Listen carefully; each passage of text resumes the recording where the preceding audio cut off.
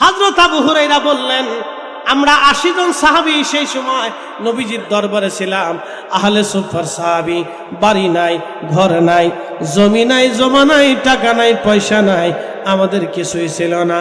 আমরা ওই দিন নবীজির দরবারে বসবাস করতাম। 3 দিন হলো নবীজির দরবারে কোনো খাবার আসে না। আমরা 3 দিন পর্যন্ত ক্ষুধার মধ্যে ছিলাম। ক্ষুধার যন্ত্রণা সহ্য করতে না পারে হযরত আবু হুরায়রা বলতেন, দুনিয়ার মানুষে আমি পেটের মধ্যে পাথর দিয়ে, কাপড় দিয়ে চাপা দিয়ে বেঁধে ধরে রাখতাম।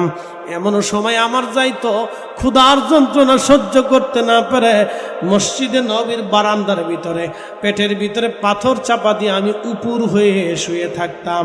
মানুষ মনে করত আমি মৃগীর ব্যারাম হয়েছে, আমার কোনো রোগ হয়েছে। দুনিয়ার মানুষ, আমার রোগ হয়েছিল না, ক্ষুধার কারণে আমি পেটের মধ্যে পাথর চাপা দিয়া রসুলের দরবারে পড়ে থাকতাম। এরা ছিল সুফি সাহাবী, আহলে সুফার সাহাবী। জোরে কন্যা মারহাবা। নবীজি বলেন, আমার উম্মতেরা, মেরাজের রাত্রিবেলা রওনা করলাম আমি। মেরাজের রাত্রিবেলা যখন রওনা করব, এমন সময় জিবরাইল আসলো, আমাকে ঘুম থেকে উঠাইলো। ঘুম থেকে উঠাইয়া আমাকে বাহিরে নিয়ে যাওয়া হলো। আমার সিনা সাক করা হলো। সিনা সাক হলো গলারে এখানে একটা নরম অংশ দেখবেন, নরম অংশ থেকে ফাড়া হলো, একেবারে নাভি মুবারক পর্যন্ত ফেলে দেওয়া হলো। আল্লাহর নবী বলতেছেন, বক্ষ মুবারকের ভিতর থেকে খাল মুবারক বের করা হলো আমার। জিবরাইল আলাইহিস সালাম জমজমের পানি দিয়ে সেটা ধৌত করলেন। এখানেই শেষ হলো না, আল্লাহর বেহেশত থেকে খাজিনা ভরে এলেম এবং হিকমত আমার জন্য নিয়ে আসা হলো। এই এলেম এবং হিকমত আমার জিবরাইল আমার কালবের মধ্যে ভরে দিয়ে আমার বক্ষ মোবারক সেলাই করে দিল। একবার জোরে বলা যাবে কি মারহাবা। এই ইলমুল কালবের মালিক আমার আল্লাহ শিখিয়েছেন আমার আল্লাহ তার নবীকে। তার বাস্তব প্রমাণ কোরআন শরীফের সূরা বাকারায় শুরু করে দিলেন আল্লাহ, আলিফ লাম মিম। পৃথিবীতে আজও পর্যন্ত কারো অর্থ করতে পারে নাই। দুনিয়ার কোনো মুফাসসির, কোনো মুহাদ্দিস এটার অর্থ করে দিয়ে যায় নাই। কত বড় বড় তাফসীরের কিতাব আপনি দেখবেন, 1200 বছর আগের লেখা তাফসীর আবু হাতিম, 1400 বছর আগের লেখা তাফসীর ইবনে আব্বাস, 1400 বছর আগের লেখা তাফসীর ইবনে আব্বাসের মধ্যে তারপরও আলিফ লাম মিমের অর্থ লেখা হলো না, ইয়াসিন অর্থ লেখা হলো না, তাহা অর্থ লেখা হলো না, আলিফ লাম রা অর্থ লেখা হলো না, নুন অর্থ লেখা হলো না, কাফ হা ইয়া আইন সাদ অর্থ লেখা হলো না। 1200 বছর আগের তাফসীর, তাফসীরে তাবারি শরীফে, তাফসীরে আবু হাতিম শরীফে, তাফসীরে তাবারি শরীফের ভিতরে 1200 বছর আগের লেখা তাফসীরের কিতাবে লেখা হলো না। তাফসীর আবু হাতিম বন্ধু 1100 বছর আগের লেখা তাফসীরের কিতাবে লেখা হলো না। তাফসীরে মাআলিমুত তানজিল 1000 বছর আগের লেখা তাফসীরের কিতাবে লেখা হলো না। তাফসীর ইবনে কাসির 700 বছর আগের লেখা তাফসীরের কিতাবে লেখা হলো না। বন্ধু খুব মনোযোগ দিয়ে শুনে কথাগুলি শুনবেন। তাফসীরে কাবির শরীফ আজ থেকে 900 বছর আগের লেখা তাফসীরের কিতাবে লেখা হলো না। আলিফ লাম মিম, আলিফ লাম রা, ইয়াসিন তাহা। পৃথিবীর কোন তাফসীরের কিতাবের ভিতরে যার অর্থ আজও পর্যন্ত লেখা নাই। এখন অর্থ হলো যালিকাল কিতাবু লা রাইবা ফীহি হুদাল লিল মুত্তাকিন। অর্থ লেখা হলো আলহামদুলিল্লাহি রাব্বিল আলামিন। অর্থ লেখা হলো, তাফসীর করা হলো। কোরআন শরীফের 114টি সূরার মধ্যে যত আয়াত আছে অর্থ করা হলো, কিন্তু হরফে মুকাত্তা মুতাশাবিহাতের অর্থ করা হলো না। কারণ কি? মুকাত্তা হরফগুলি অর্থ করা হলো না, কারণ কি? এটা এমন একটা পাসওয়ার্ড, এটা আল্লাহ জানে, নবী জানে, আল্লাহ জানে, নবী জানে। মাঝখানে আল্লাহ নবী যারে না জানাইছে কেউ জানবে না, যারে জানাইছে শুধু সে জানবে। একবার জোরে বলা যাবে কি মারহাবা? এই বিদ্যা তাফসীর দিয়ে আসে না, এই বিদ্যা কাল দিয়ে আসে। শুনে যান, আলিফ লাম মিম, আলিফ লাম রা, ইয়াসিন, তাহা, নুন, কাফ, ইয়া, আইন, সাদ।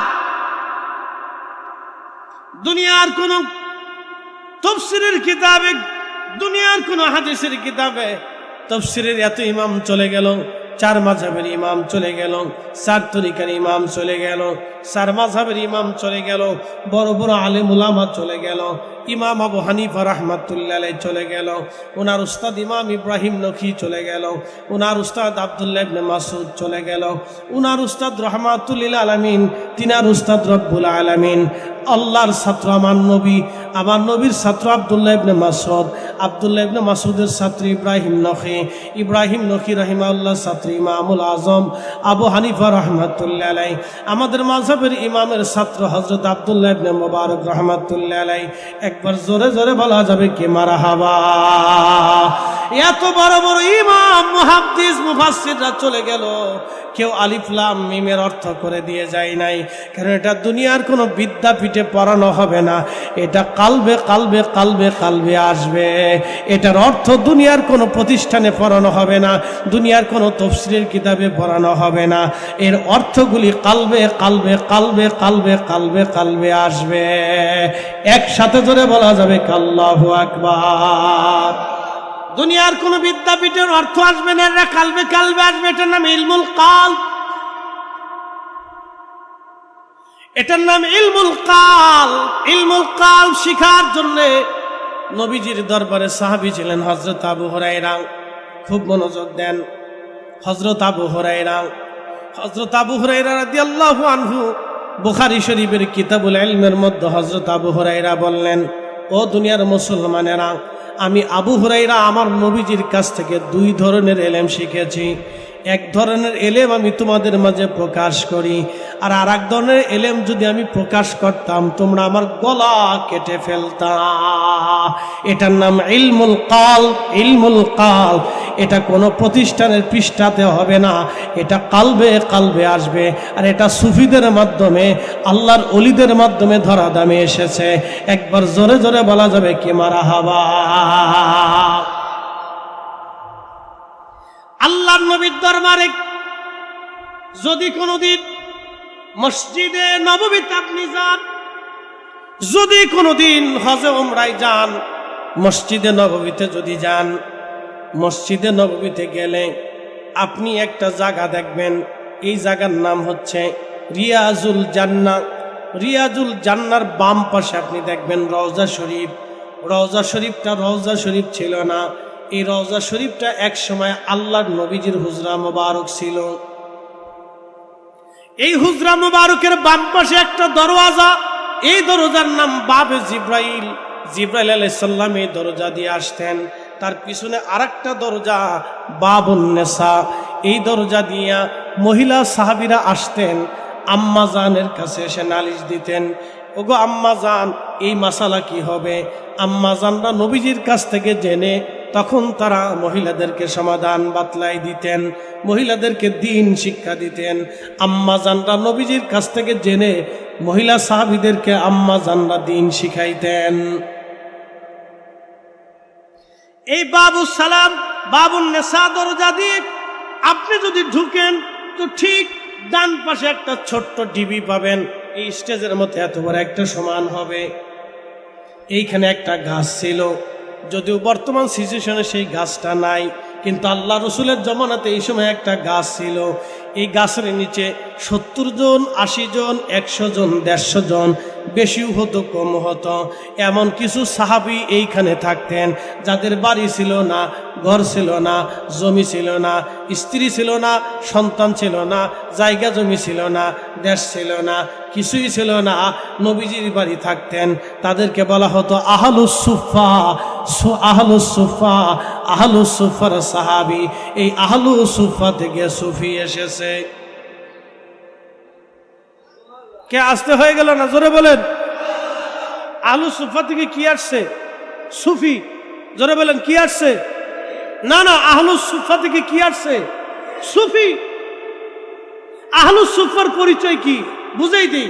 বাড়ি নাই, ঘর নাই, স্ত্রী নাই, পুত্র নাই, জমি নাই, জমা নাই, টাকা নাই, খাবার নাই, দাবার নাই, আগামী দিনে কি খাবে তাও নাই। রসুলের বাড়িতে থাকতেন, খাবার আসলে খাইতেন, না আসলে না খেয়ে থাকতেন। তারা ছিল আহলুস সুফার সাহাবী, তারা ছিল সুফি। ওইখান থেকে আহলুস সুফা থেকে সুফি এসেছে।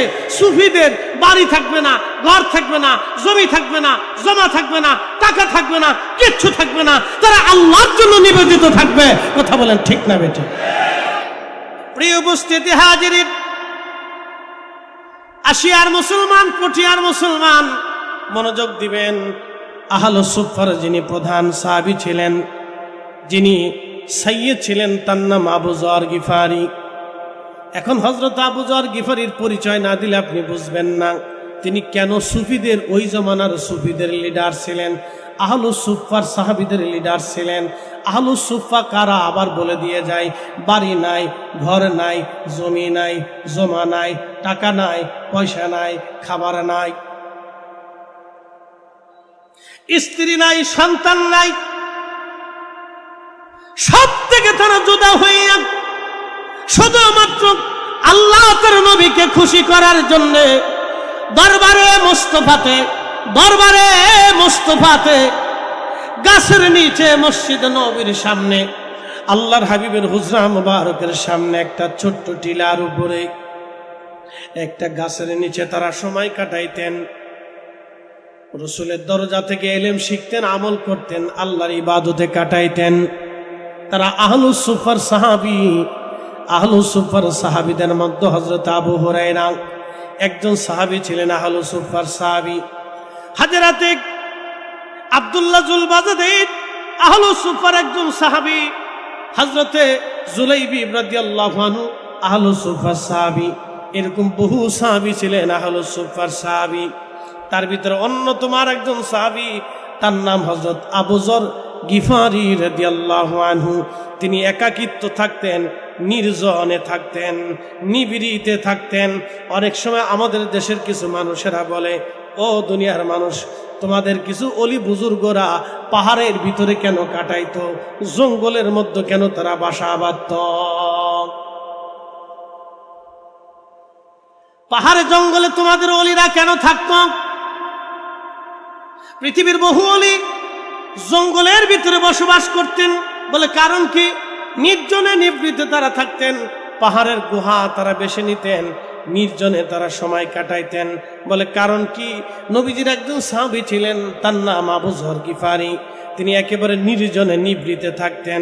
সাহাবীরা বিচার দিল, ইয়া রাসূলুল্লাহ, ইয়া হাবিবাল্লাহ, আমাদের আবু যর, আপনার আবু যর একাকিত্ব বরণ করে, নির্জনে থাকে, নির্জনে ইবাদত করে, নির্জনে কাটায়। সে আমাদের সাথে মিশে না, আমাদের সাথে চলে না, আমাদের সাথে হাট বাজার করে না, আমাদের সাথে সমাজ করে না, আমাদের সাথে সংসার করে না, আমাদের সাথে রাষ্ট্র পরিচালনা করে না, আমাদের সাথে ঘুরে না, আমাদের সাথে ব্যবসা বাণিজ্য করে না। সে একেবারে নির্জনে নিবৃতে থাকে, একাকী আল্লাহর ইবাদত করে একাকী পড়ে থাকে। আল্লাহর নবী বললেন, আমার সাহাবীরা, আমার আবু যরকে একা থাকতে দাও।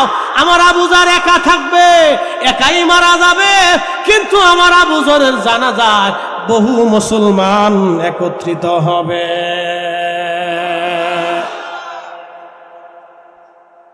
কথা বুঝাইতে পারছি? পৃথিবীতে যত, শুনে যান, পৃথিবীতে যত জাহিদ, এই যে সুফি, সুফিদের আরেকটা পরিচয় আছে, তাদের নাম হচ্ছে জাহিদ। জাহিদ কারা? যারা মুজাহাদা করে। তরিকতের 3টা সবক আছে, মুরাকাবা, মুশাহাদা, মুজাহাদা। মুরাকাবা, মুশাহাদা, মুজাহাদা। মুজাহাদা কি? মুজাহাদা হলো দুনিয়ার সম্পদ থেকে জুদা হইয়া, দুনিয়া থেকে জুদা হইয়া শুধু আল্লাহর জন্য নিজেকে ব্যস্ত করে দেওয়া, দুনিয়ার থেকে জুদা হইয়া নিজেকে শুধু আল্লাহর জন্য নিবেদিত করে দেওয়া, এটাকে বলা হয় মুজাহাদা। এই মুজাহাদা যে করে তাকে বলা হয় জাহিদ। হযরত আবু যর গিফারি ছিলেন জাহিদ তবকার সাহাবী। একসাথে বলবেন না মারহাবা। তিনি সাহাবীদের মধ্যে জাহিদ ছিলেন, সুফি ছিলেন। একসাথে জোরে বলেন আল্লাহু আকবার। তিনি কি ছিলেন? সুফি ছিলেন। একসাথে বলেন কি ছিলেন? সুফি। জাহিদ সাহাবী, সুফি সাহাবী ছিলেন। সুফি সাহাবী আগামী ওয়াক্তের জন্য উনি কোনো খাবার জমা রাখতেন না। আগামী সময়ের জন্য কি খাবেন ওনার ছিল না। ওনার সারা জীবনে একটা জুব্বাই ছিল, দ্বিতীয় কোনো জুব্বা ওনার ছিল না। সারা জীবনে একটা জুব্বা। আমরা যারা বক্তা আছি আমার জুব্বার কোনো শেষ নাই, পাগড়িরও কোনো শেষ নাই, কাপড়েরও শেষ নাই। আমরা যারা সাধারণ আলেম ওলামা আছি আমাদের কাপড়ের শেষ নাই, কাপড় চুপড়ের শেষ নাই, বাড়িঘরের শেষ নাই, টাকা পয়সার শেষ নাই। ব্যাংক আছে, ব্যালেন্স আছে, বাচ্চা কাচ্চা আছে, সন্তান আছে, জমি জমা আছে। আমরা আগামী দিনের 6 মাসের খাবার জমা করি। আর জাহিদ যারা, মুজাহাদা যারা করেন, সুফি যারা, তারা আগামী এক ওয়াক্তের খাবার সামনে জমা করতেন না। তারা আল্লাহর জাহে দান করে দিতেন। তারা না খেয়ে থাকতেন, খাবার আসলে খাইতেন, না আসলে না খেয়ে থাকতেন। তাদেরকে বলা হয় জাহিদ। এই জাহিদদের মধ্যে অন্যতম জাহিদ তিনি আবু যর গিফারি। নবী বলতেন আমার উম্মত কিয়ামতের ময়দানে আমার উম্মতের ভিতরে যত জাহিদ থাকবে, যত সুফি থাকবে, সব সুফিরা, সব জাহিদরা আমার আবু যর গিফারির পিছনে কিয়ামতের ময়দানে কাতার করে দাঁড়াবে। হয় না? হয় না? আরো জোরে বলে, জোরে জোরে জোরে না, আরো জোরে জোরে জোরে। আবু বকর রাদিয়াল্লাহু আনহুর পিছনে নাম কি? সিদ্দিক। একসাথে বলেন নাম কি? জোরে বলেন। না না, আরো জোরে বুঝাইতেছি। কিয়ামতের ময়দানে আবু বকর সিদ্দিক রাদিয়াল্লাহু আনহু দাঁড়াবে। আল্লাহর নবী বলেন উম্মতরা তোমরা শুনে রাখো, আমার আবু বকরের পিছনে যত পৃথিবীতে আমার উম্মতের ভিতরে সিদ্দিক থাকবে। সিদ্দিক মানে যারা সত্য কথা বলে, সত্যবাদিতা, ন্যায়বদিতা, ন্যায়ের উপরে থাকে, সত্যের উপরে থাকে, সত্য কথা বলে, হক কথা বলে, সত্য বলবে, মিথ্যা বলবে না। এই সত্যবাদীরা আমার আবু বকরের পিছনে কিয়ামতের ময়দানে দাঁড়ায় যাবে। ও আমার উম্মতেরা তোমরা শুনে রাখো, কিয়ামতের ময়দানে আমার ওমরের পিছনে একদল উম্মত দাঁড়াবে যারা দুনিয়াতে ন্যায় বিচার করে, যারা জজ, ব্যারিস্টার, আইন, আদালত, বিচারক যারা করে, মাতব্বরি সরদারি করা যারা করে, সমাজে বিচার করে, রাষ্ট্রের প্রধান বিচারপতি যারা, বিচার সালিস যারা করে, দুনিয়াতে যারা ন্যায় বিচার করবে, কিয়ামতের ময়দানে হযরত ওমরের পিছনে তাদের জায়গা হয়ে যাবে। না আরো জোরে বলেন, জোরে জোরে জোরে। দুনিয়াতে যারা বীর বাহাদুর আল্লাহর পথে যুদ্ধ করছে, শহীদ হয়েছে, যুদ্ধের পথে থাকছে, জিহাদ করছে, কিয়ামতের ময়দানে তারা সবাই হযরত আলী রাদিয়াল্লাহু আনহুর পিছনে দাঁড়াবে। আর মুয়াজ্জিন, আমার দিকে তাকান, মুয়াজ্জিন যারা আজান দিবে তারা হযরতে সাইয়্যিদুনা বেলাল রাদিয়াল্লাহু আনহুর পিছনে, তারা হযরতে বেলালের পিছনে কিয়ামতের ময়দানে দাঁড়ায় যাবে। তারা বেলালের দলের লোক। একসাথে বলবেন না মারহাবা। যারা কারি বুঝেননি, যারা সুন্দর কোরআন তেলাওয়াত করে, কোরআন শিক্ষা দেয়, তারা হযরত উবাই ইবনে কাব রাদিয়াল্লাহু আনহু ছিলেন কারিউল কুজাত, পৃথিবীর সবচেয়ে বড় কারি, রাসূলের দরবারের কারি। আল্লাহর নবী বলছেন আমার উবাই ইবনে কাবের পিছনে কিয়ামতের ময়দানে আমার উম্মতের সমস্ত কারিরা আমার উবাই ইবনে কাবের পিছনে দাঁড়ায় যাবে। আস্তে হয়ে গেল না? সুবহানাল্লাহ, জোরে বলেন। হ্যাঁ সুবহানাল্লাহ কইতে শুনে যান, এক একজনের এক এক মর্তবা। তাহলে সুফি কোথার থেকে আসছে বুঝাইতে পারছি আপনাদেরকে? কি কথা বুঝেন নাই মনে হয়? সুফি কোথার থেকে আসছে আপনাদেরকে বুঝাইতে পারছি? সুফিদের উৎপত্তি হচ্ছে আহলুস সুফা। একসাথে কর না মারহাবা। আহলুস সুফা সাহাবীদের থেকে। আর সাহাবীদেরকে শিখাইছে কে? রাহমাতুল্লিল, জোরে বলেন রাহমাতুল্লিল। সাহাবীদের সরাসরি উস্তাদ যিনি, তিনি রাহমাতুল্লিল। সাহাবীদেরকে নবীজি 2টা ইলম শিখিয়েছে, ইলমুল লিসান, ইলমুল কাল। একটা শরীয়তের ইলম আর একটা হাকিকতের ইলম। শরীয়তের ইলম কিতাবে কিতাবে আসছে, আর হাকিকতের ইলম কালবে কালবে কালবে কালবে আসছে। এটা কিতাবে আসে না, এটা কালবে কালবে কালবে কালবে আসে। প্রিয় মুসলমান হাজিরিন, খুবই মনোযোগ দিবেন। দুনিয়ার প্রথম জাহিদ সাহাবী, সুফি সাহাবীর নাম হযরত আবু যর গিফারী রাদিয়াল্লাহু আনহু। ওনার জীবনীর শেষ করে দিয়ে আমি আর অন্য আলোচনার দিকে চলে আসব। সুফি সাহাবী আবু যর গিফারী রাদিয়াল্লাহু আনহু তিনি একাকিত্ব চলে গেলেন, একেবারে মরুভূমির নির্জনে চলে গেলেন। মরুভূমির নির্জনে চলে গেলেন, নিভৃতে উনি চলে গেলেন, সাথে শুধু ওনার স্ত্রী সহধর্মিণী। ওনার স্ত্রীকে নিয়ে উনি মরুভূমির ভিতরে একেবারে নির্জনে চলে গেলেন।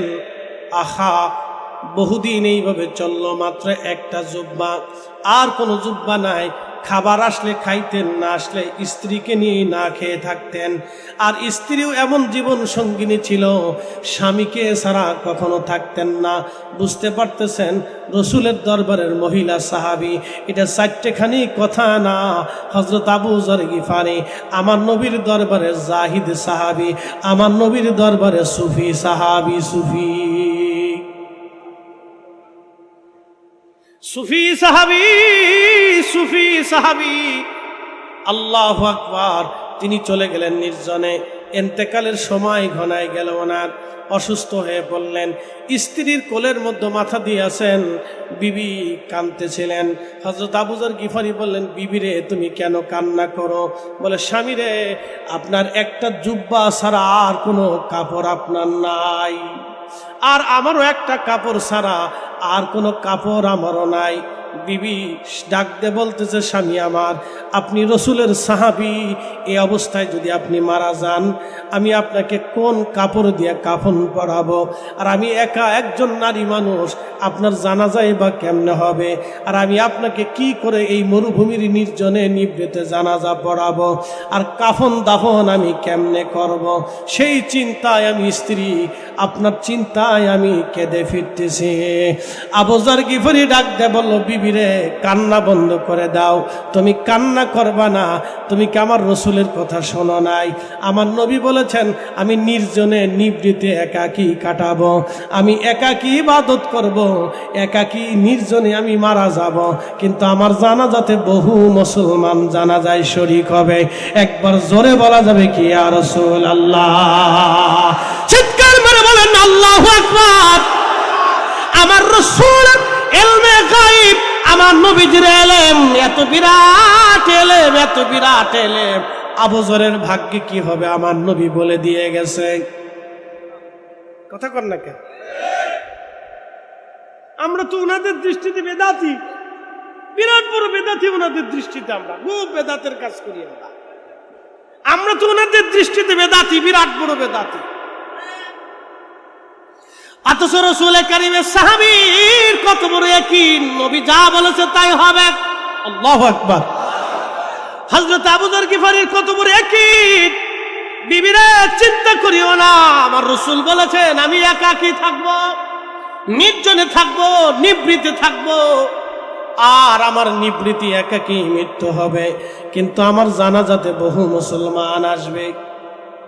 বলে, স্বামী এটা কি করে সম্ভব? বলে, রসুল যা বলেছে তাই হবে। বিবিরে, চিন্তা করিও না, আমার নবী যা বলছে তাই হবে। একজন সাহাবী নবীর প্রতি ঈমান কি ছিল, আমরাও সুন্নিরা ওইভাবেই নবীর প্রতি ঈমান এনেছি। আল্লাহু ওয়া রাসূলুহু আলাম, আল্লাহ জানে, নবী জানে, আল্লাহ জানে, নবী জানে, আল্লাহ জানে, নবী জানে। কথা বলে ঠিক না বেঠে?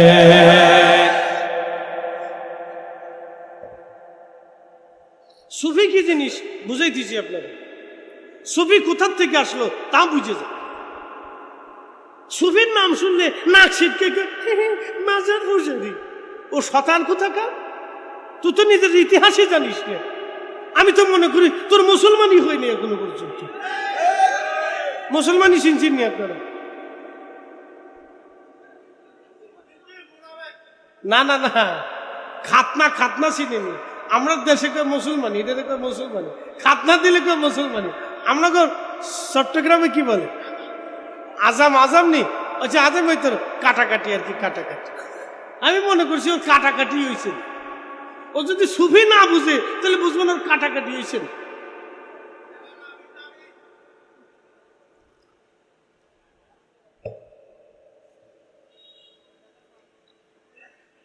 আহা, কথা ভালো করে বুঝে যাবে।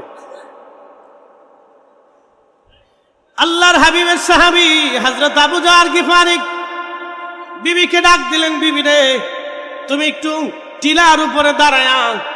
আরবে দেখবেন ছোট ছোট পাহাড় আছে, বড় বড় পাহাড় আছে। তুমি ছোট পাহাড়ের উপরে দাঁড়ায় দেখো, লক্ষ্য করো কোনো কাফেলা আসে কিনা। যদি কোনো কাফেলা আসে তাহলে বুঝবা আমি আবু যরের সময় শেষ। আহা, রাসূল করিমের, রাসূল পাকের, রাসূল মকবুলের, মেহবুবে আলা নবীর জবানের কথার উপরে সাহাবায়ে কেরামের ইয়াকিন কি ছিল আপনি একটু চিন্তা করেন, যে নবী যাহা বলেছে বিবিরে আমার জিন্দেগিতে তাহাই হবে। না না হয় না, আরো জোরে বলেন, জোরে জোরে জোরে। ইয়াকিন কি চিন্তা করতে পারছেন, তাদের বিশ্বাস কেমন মজবুত ছিল। তুমি একটু টিলার উপরে দাঁড়িয়ে দেখো কোনো কাফেলা আসে কিনা। যদি আসে তাহলে বুঝবো আমার সময় শেষ হয়ে গেছে। আহা, হযরত আবু যর গিফারি রাদিয়াল্লাহু আনহুর বিবি অপেক্ষা করতেছেন। মাঝে মধ্যে টিলার উপরে দাঁড়ায় চারপাশে ঘুরে দেখে কোনো কাফেলা আসে কিনা।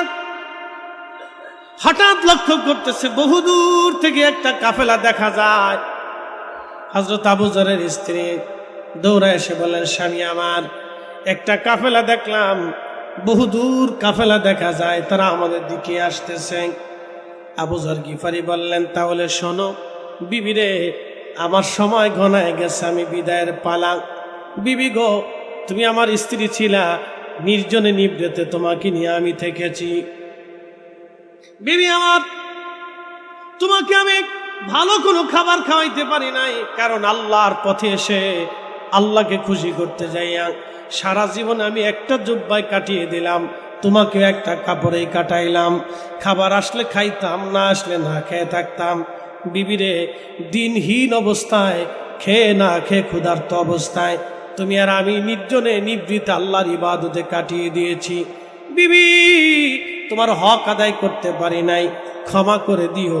বিদায় নিয়ে চলে যাচ্ছি, তোমার সাথে দুনিয়াতে আর হয়তো সাক্ষাৎ হবে না, কিন্তু পরপারে জান্নাতে তোমার সাথে আমার দেখা হবে। চিৎকার মেরে বলেন না ইয়া রাসূলুল্লাহ। শুনলে আপনি আশ্চর্য হবেন, সেই কাফেলার যিনি প্রধান ছিলেন তিনি অন্য কেউ না, নবীজির দরবারের মুফতি সাহাবী।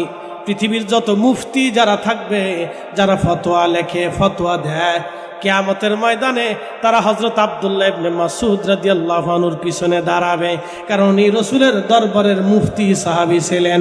মুফতি, মুফতি সাহাবী, মুফতি। আমার নবীর দরবারের মুফতি সাহাবী হযরত আব্দুল্লাহ ইবনে মাসউদ রাদিয়াল্লাহু আনহু কাফেলা নিয়ে আসতেছে। আহা, ওই রাস্তা দিয়ে আসার সময়, কাফেলা নিয়ে আসার সময় তিনি লক্ষ্য করলেন একজন মহিলা তার স্বামীকে নিয়ে বসে আছে। তিনি কাছে এসে দেখলেন অন্য কেউ না, তিনি দরবারে মোস্তফার সাহাবী, মুজাহাদার সাহাবী, জাহিদ সাহাবী, সুফি সাহাবী, তার নাম আবু যর গিফারি। একজন সাহাবী মুফতি আর একজন সাহাবী সুফি। একবার জোরে কন্যা মারহাবা। তাহলে ইসলামে সব আছে না নাই? কথা কন না কেন? ইসলামে সব আছে না নাই? ইসলামে ওলি ছিল কি ছিল না? তাহলে একজন সাহাবী মুফতি, আরেকজন সাহাবী সুফি, আরেকজন সাহাবী সিদ্দিক, আরেকজন সাহাবী ন্যায় বিচারক, আরেকজন সাহাবী যোদ্ধা, আরেকজন সাহাবী সেনাপতি, আরেকজন সাহাবী খালিদ বিন ওয়ালিদ, আরেকজন সাহাবী গনি, উসমান গনি, ধনী। নবী বললেন কিয়ামতের ময়দানে আমার উসমান গনি আমার সামনে থাকবে, আর আমার উসমান গনির পিছনে দুনিয়াতে যারা দান করত, দানশীল ছিল, ধনী ব্যক্তিদের ভিতরে যারা দান করত, কিয়ামতের ময়দানে আমার উসমান গনির পিছনে তারা দাঁড়াবে, কারণ আমার উসমান গনি বেশি বেশি দান করত। আমার উসমান গনি দানশীল সাহাবী, আর দুনিয়াতে যারা দানশীল হবে আমার উম্মতের ভিতরে তারা আমার উসমানের পিছনে দাঁড়াবে। একসাথে বলবেন না মারহাবা? তাহলে রাসূলের দরবারে দানশীল ছিল, সুফি ছিল, মুফতি ছিল, মুফাসসির ছিল, মুহাদ্দিস ছিল, ফকি ছিল, আলেম ছিল, জাহিদ ছিল, সব ধরনের সাহাবী ছিল। আবার মজজুব ছিল, তার নাম ওয়াস আল কারনি রাদিয়াল্লাহু আনহু। দুনিয়া বিরাগী, পাগল বেশ ধইরা ইয়ামানের ভিতরে থাকতো, ইশকে রাসূল দিয়ে কলিজা জিন্দা বানাইয়া নবীর মহব্বতে দাঁত ভেঙে ফেলে দিয়া ইশকে রাসূলের পরিচয় দিয়েছিল। কথা বলেন ঠিক না বেটা? খালি এ পীর মাশায়েখদের নাম শুনলে কি বেদাতি বেদাতি। ওনার জিকির হয়ে গেছে বেদাতি বেদাতি, নাম শুনলে খালি বন্ড বন্ড বেদাতি বেদাতি। আরে বেটা, এদেশে ইসলাম ওলিরা এনেছে, কথা কন না ঠিক কিনা?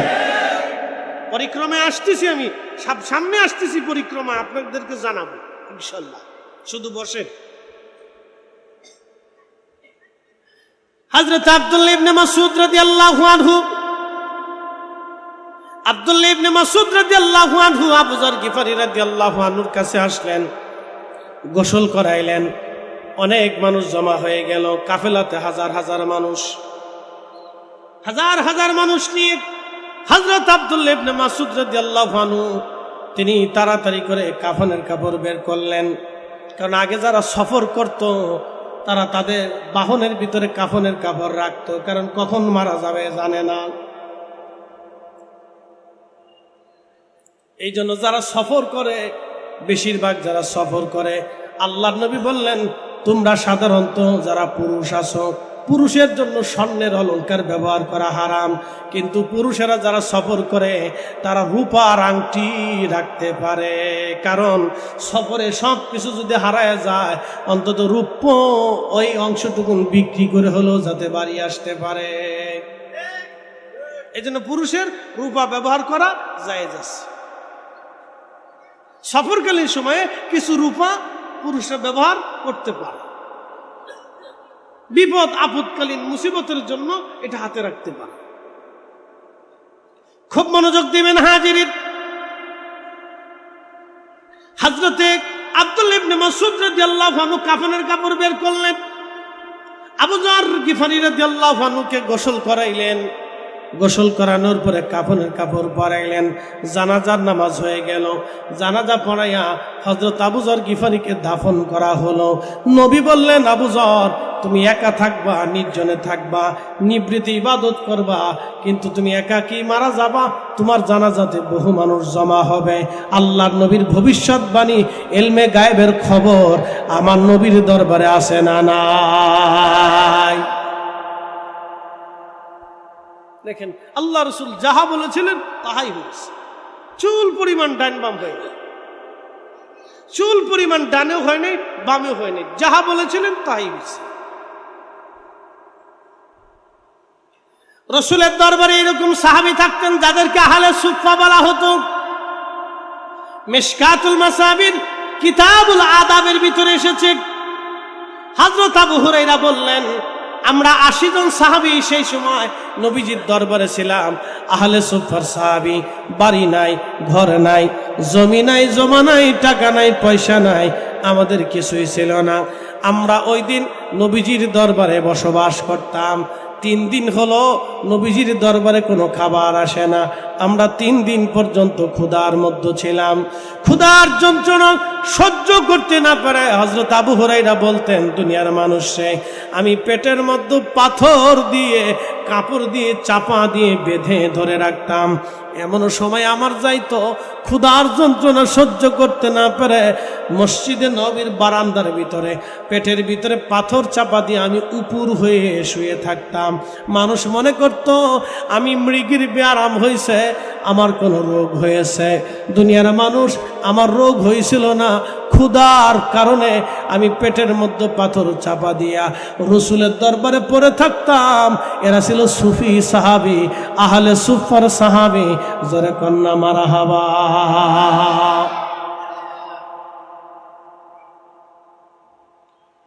এরা আহলে সুফফার সাহাবী।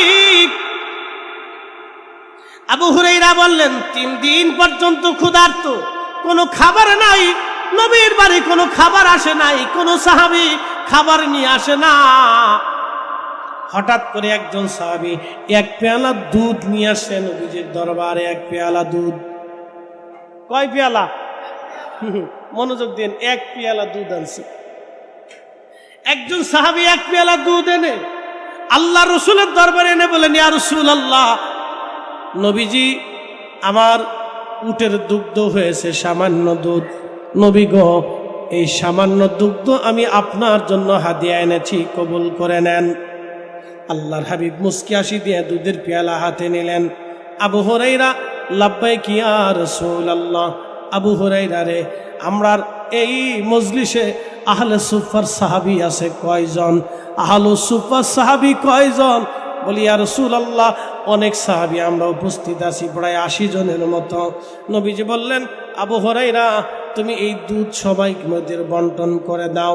আবু হুরায়রা মনে মনে চিন্তা করেন, আমি তো 3 দিন পর্যন্ত না খেয়ে আসি, 80 জন সাহাবীর সবাই তো 3 দিন পর্যন্ত ক্ষুধার্ত আছে, এই এক পেয়ালা দুধ আমারই তো পেট ভরবে না, আমি 80 জন সাহাবীর ভিতরে এক পেয়ালা দুধ কেমনে বন্টন করব? আল্লাহর নবী বলেন, আবু হুরায়রা বিসমিল্লাহ বলে শুরু করে দাও।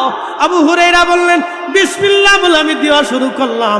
সব সাহাবীরা বিসমিল্লাহ বলে দুধের পেয়ালায় মুখ লাগায় খাইতে লাগলো। দুধ পান করতে করতে করতে করতে 80 জন সাহাবী পেট ভরে দুধ পান করার পরে নবীজির হাতে দিলাম। আল্লাহর নবী নিজেও দুধ পান করলেন। পান করার পরে বলেন, আবু হুরায়রা পেয়ালার মধ্যে দুধ যা আছে সব তোমার। আবু হুরায়রা বললেন, আমি বিসমিল্লাহ বলে দুধ পান শুরু করলাম, 80 জনরে খাওয়াইলাম, আমার নবী দিয়ে 81 জন, আমি দিয়ে 82 জন। 82 জনের মাথায় আনার পরে দুধের পেয়ালা মুখে দিয়া বিসমিল্লাহ বলে যখন খাওয়া শুরু করলাম, খাইতে খাইতে আমি আবু হুরায়রার 3 দিনের ক্ষুধার পেট ভরে গেল, কিন্তু দুধের পেয়ালায় দুধ কমলো না। চিৎকার মেরে বলেন আল্লাহু আকবার। আহলুস সুফা বাড়ি নাই, ঘর নাই, জমি নাই, জমা নাই, খাবার নাই, আগামী দিন কি আসবে জানে না। নবীজির বাড়ি খাবার আসলে খাইতেন, না আসলে না খেয়ে থাকতেন। তারা হলো সুফি। এখান থেকে সুফি দুনিয়াতে আসছে, এখান থেকে সুফি আসছে। এটা একটা ক্লাস। এই ক্লাসে ভর্তি হইতে হলে আপনাকে পিঠে সালাম আনতে হবে। বলে হুজুর এটা আবার কি? তাহলে দুনিয়ার মোবাইল, দুনিয়ার সবকিছু ছেড়ে দিয়ে আপনাকে শুধু আল্লাহর জন্য হইতে হবে। জমা জমি, দুনিয়াদারি, টাকা পয়সা, অর্থবিত্ত কিছুর দিকে আপনি তাকাইতে পারবেন না। দিনহীন হইয়া আল্লাহর ওলিদের সাথে আপনি সফর সঙ্গী হয়ে যাবেন। 360 আউলিয়া, 12 আউলিয়া, এমনি এমনি আউলিয়া হয় নাই। আউলিয়া গাছে ধরে না, আউলিয়া বাসায় পাওয়া যায় না, রাস্তায় খুঁজলে পাওয়া যায় না, সাগরে নগরে পাওয়া যায় না। আউলিয়া পাইতে হলে আউলিয়ার কাছে যেতে হয়। কথা কন না ঠিক কিনা?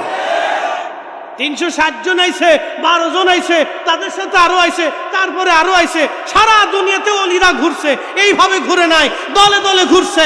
তারা নিজেরা শিখছে, অনুসারীদেরকে শিখাইছে। তারা ছিল সুফি, আহলুস সুফা থেকে সুফি এসেছে। তারা দুনিয়ার চিন্তা করতো না, তারা আল্লাহর জন্য নিবেদিত হলো। হযরত বদর শাহ আউলিয়া পাথরের উপরে চড়ে তিনি এই চট্টগ্রামে এসেছিলেন। হযরত বদর শাহ আউলিয়া পাথরের উপরে চড়ে সওয়ার হয়ে চট্টগ্রামে এসেছিলেন। 1200 বছর আগে কালেমার দাওয়াত তিনারা দিয়েছে। কথা বলেন ঠিক না বেঠিক? আপনি বুঝতে পারতেছেন সেই দিনে কালেমার দাওয়াত দেওয়া কত কঠিন ছিল? সাহাবী সাদ বিন আবি ওয়াক্কাস রাদিয়াল্লাহু আনহু চট্টগ্রামে আসলেন। সাহাবী সাদ রাদিয়াল্লাহু আনহু চট্টগ্রামে আসলেন। চট্টগ্রামের ইসলাম আজকের ইসলাম না, চট্টগ্রামের ইসলাম 1450 বছর আগের ইসলাম। এই হাত উঁচু করে বলেন ঠিক না বেঠিক? চট্টগ্রাম ইসলাম কত বছর আগের ইসলাম? 1450 বছর আগের ইসলাম। সাদ বিন আবি ওয়াক্কাস রাদিয়াল্লাহু আনহু 4 জন সাহাবী নিয়ে তিনি এসেছিলেন এই জমিনে কালেমার দাওয়াত দিয়ে। এরপরে তিনি আবার সমুদ্র পথে চীনে চলে গেলেন। চীনের গুয়াংজুতে সাদ বিন আবি ওয়াক্কাস রাদিয়াল্লাহু আনহু কালেমার দাওয়াত দিয়ে চীন দেশে তিনি ঘুমিয়ে আছেন তিনার সাথীদেরকে নিয়ে। একসাথে বলবেন না মারহাবা? গুয়াংজুতে আছে, দোয়া করবেন কয়েকদিন পরে সফরে যাব জিয়ারতের উদ্দেশ্যে। সেপ্টেম্বরের লাস্টে মালদ্বীপে মাহফিল আছে, মালয়েশিয়াতে করে আসতেছি মালয়েশিয়াতে। শুনে যান পৃথিবীর যুগে যুগে দেশে দেশে ওলিরা কিভাবে ইসলাম প্রচার করেছে তার ইতিহাস আপনাদেরকে শোনাই দিয়ে যায়। হযরত বাইজিদ বুস্তামি রাহমাতুল্লাহ আলাইহি এদেশে এসেছিলেন, তার দরগাতে গতকাল মাহফিল করেছি। 1100-1300 বছর আগে হযরত বাইজিদ বুস্তামি রাহমাতুল্লাহ আলাইহি চট্টগ্রাম এসেছেন। 1200 বছর আগে হযরত বদর শাহ আউলিয়া রাহমাতুল্লাহ আলাইহি এসেছেন। 800 বছর আগে হযরত শাহজালাল ইয়ামানি মুজাররিদি 360 জন আউলিয়া এনে সিলেটের জমিন সহ দিন কায়েম করেছেন। তার আরো 200 বছর আগে নেত্রকোনাতে আল্লামা কমরউদ্দিন রুমি রহমতুল্লাহ আলাইহি এসেছেন। সেই সময় হুজুর গাউসে পাকের আওলাদ তিনি এসেছিলেন, তিনার হুজুর গাউসে পাকের নাতি তিনি এসেছিলেন, তিনি সিরাজগঞ্জে। একসাথে বলবেন না মারহাবা। এই 11 তারিখ মাহফিল সিরাজগঞ্জে, যেখানে হুজুর গাউসে পাকের নাতি এসেছিলেন সেখানে সিরাজগঞ্জে মাহফিল আমার এই 11 তারিখে যাব। ইসলাম কি কলা গাছ দিয়ে ভেসে আসছে? না না না না, সুফিদের হাত ধরে এসেছে। কথা কন না কেন? ওলিদের হাত ধরে ইসলাম এসেছে। শুনলে আশ্চর্য হবেন, মালয়েশিয়ার কেপনে মাহফিল শেষ করার পরে গাউসিয়া কমিটির ভাইরা বললেন, ভাইজান চলেন আপনাকে নিয়ে যাব। আমি বললাম কোন জায়গা? বলে মালয়েশিয়ার মালাক্কার সাগরের দ্বীপের ভিতরে পোলাও বুসারে একজন আল্লাহর ওলির মাজার আছে। হুজুর গাউসে পাকের সন্তান। সুবহানাল্লাহ বলবেন না? হুজুর গাউসে পাকের সন্তান মানে আল্লাহর নবীজির বংশধর, ঠিক কিনা? আমি বললাম চলেন। জিয়ারত করার জন্য রওনা করলাম। আমরা স্পিড বোটে রওনা হয়ে পোলাও বুসারে গেলাম। দ্বীপের ভিতরে যাওয়ার পরে আল্লাহু আকবার, ওনার সুন্দর পরিচয় একবারে মাজার শরীফের সামনে। আপনার মালয়েশিয়ান সরকার সুন্দর করে রেখে দিয়েছে, চমৎকার করে মাজার শরীফ বানায়া সুন্দর করে রাস্তা নির্মাণ করে দিয়েছে এবং আলোর ব্যবস্থা করে দিয়েছে, বিদ্যুতের ব্যবস্থা করে দিয়েছে। ওখানে মুসাফিরখানা আছে, ওখানে খাবার হয়। আমি লক্ষ্য করলাম হুজুর গাউসে পাকের মাজা ওলাদ, তিনার নাম হজরতে সুলতানুল আরিফিন। ওনার নামের আগে লেখা আছে সুলতানুল আরিফিন শায়েখ ইসমাইল হামবুগদাদি আল হাসানি ওয়াল হুসাইনি। ওনার আব্বা জানার নাম শেখ আব্দুল কাদের জিলানি আল হাসানি ওয়াল হুসাইনি। একবার জোরে জোরে বলা যাবে কি মারহাবা? দ্বীপের ভিতরে নির্জনে, দ্বীপের ভিতরে নির্জনে, শত শত বছর আগে সেই দ্বীপের নির্জনে নিবিড়িতে সে ওইখানে রিয়াজত করতেন, সাধনা করেছেন আল্লাহ পাওয়ার জন্য। এখান থেকে কালেমার দাওয়াত দিয়েছেন। ও চট্টগ্রামবাসী, ইসলাম আল্লাহর জমিনে আল্লাহর ওলিদের হাত ধরে এসেছিল। সুফিরা এদেশে ইসলাম দিয়েছে, শুধু বাংলাদেশে না। আমি হয়তো ভাবতাম মনে হয় ভারতে, পাকিস্তানে, বাংলাদেশেই বুঝি ইসলাম সুফিরা দিয়েছে না। পৃথিবীর এমন কোন জনপদ নাই যেই জনপদে সুফিরা না এসেছিল। হুজুর গাউসে পাকের আওলাদ সুলতানুল আরিফিন শেখ ইসমাইল বাগদাদি হাসানি ওয়াল হুসাইনি, আমার রসুলের আওলাদ, নবীজির রক্ত ওইখানে ঘুমানো আছেন ওই মাজারে, ওই দ্বীপের ভিতরে। ওই স্থানে থেকে উনি মালাক্কা, মালয়েশিয়াতে, ইন্দোনেশিয়া এবং আপনার ফিলিপাইন্স, ব্রুনাই থেকে শুরু করে ইন্দো প্যাসিফিক অঞ্চলগুলিতে তিনি কালেমার দাওয়াত ছড়িয়ে দিয়েছিলেন। হুজুর গাউসে পাকের আওলাদ, আমার রসুলের আওলাদ। একবার জোরে বলা যাবে কি মারহাবা? এ ওলি আল্লাহর বাংলাদেশ, শহীদ গাজীর বাংলাদেশ, রহম করো আল্লাহ, রহম করো আল্লাহ। আমি মনে করি বাংলাদেশ শুধু অলিদের না, সারা পৃথিবী অলিদের। কথা কর না কেন? শুধু বাংলাদেশ অলিদের না, সারা পৃথিবী অলিদের, সারা পৃথিবী অলিদের, সারা পৃথিবী অলিদের।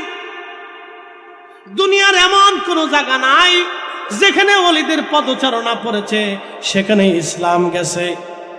যেখানে অলিরা গিয়েছেন ইসলাম সেখানে গিয়েছে। খুব মনোযোগ দেন। মাজার শরীফে গেলাম। মাজার শরীফের একটা কারামত আপনাদেরকে শোনাই দিয়ে যাই। একেবারে দ্বীপের মাঝখানে, চারপাশে সাগর আর সাগর, পানি আর পানি, খুব মনোরম পরিবেশ। গেলে মন চাবে না আপনি ফিরে আসেন, এত সুন্দর জায়গা। দ্বীপটা অত্যন্ত চমৎকার, সাগরের মালাক্কা সাগরের প্রণালীর মাঝখানে, খুবই সুন্দর জায়গা, মনোরম পরিবেশ, চারপাশে পানি আর পানি, দেখতেও সুন্দর, জায়গাও সুন্দর। মালয়েশিয়ান সরকার ওই জায়গাটা, দ্বীপটা চাইনিজদেরকে ইজারা দিয়ে দিল। চাইনিজরা এই দ্বীপটা ইজারা নিয়ে তার এখানে হোটেল মোটেল বিনোদন কেন্দ্র বানাবে। হোটেল মোটেল 5 স্টার বিনোদন কেন্দ্র, বুঝতেই পারতেছেন। বেডি নাচার কারখানা, মদ খাওয়ার কারখানা, কি কথা কন না, বেহায়ার কারখানা। এখানে বেহায়াপনা হবে, মহিলা নাচবে। আল্লাহু আকবার। কিন্তু ঘুমিয়েছেন আওলাদের রাসূল।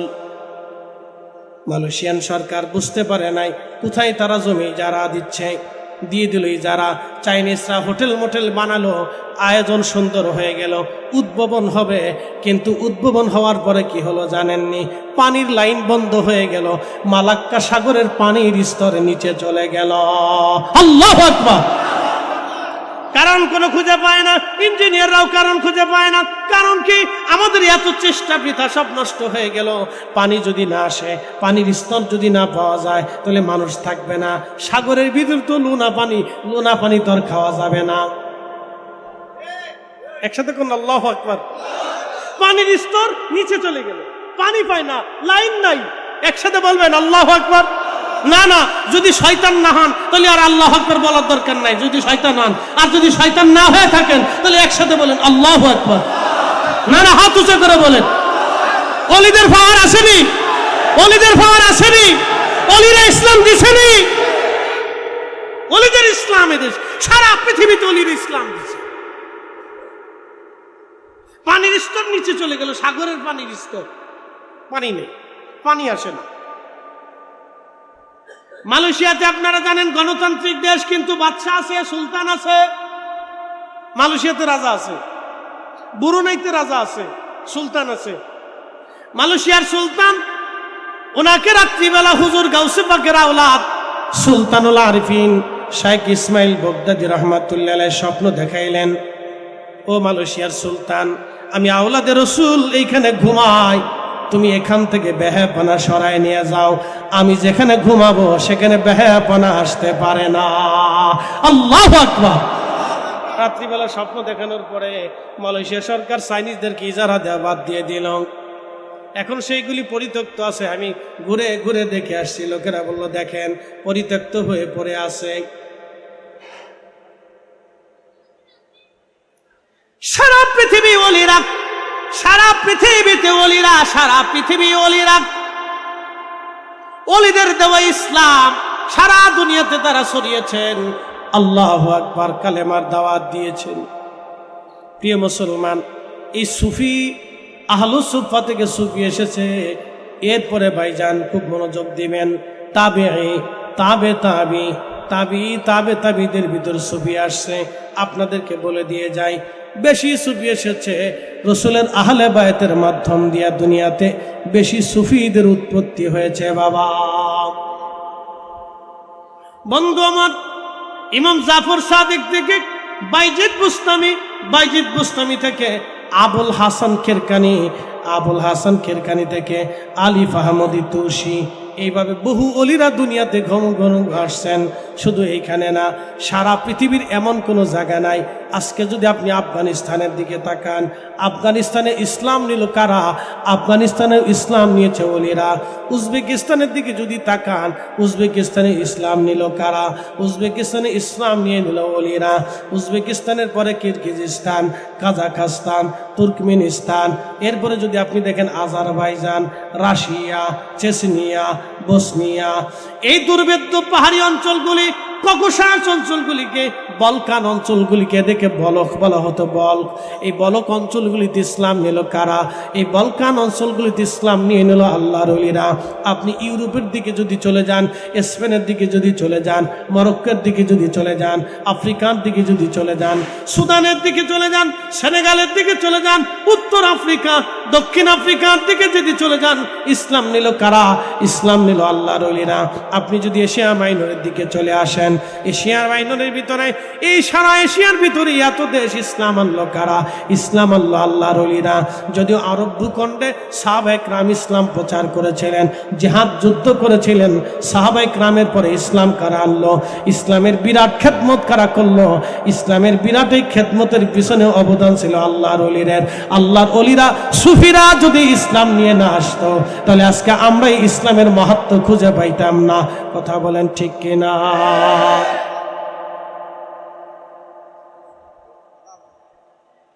হযরত বদর শাহ আউলিয়া রাহমাতুল্লাহ আলাইহি চট্টগ্রামে ঘুমায়।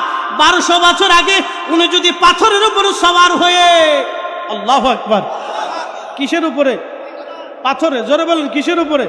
পাথরের উপরে সওয়ার হয়ে উনি যদি সেই দিন পাথরের উপর সওয়ার হতে না পারতেন, তাহলে আজকের ইসলাম চট্টগ্রাম হয়তো আপনারা পেতেন না।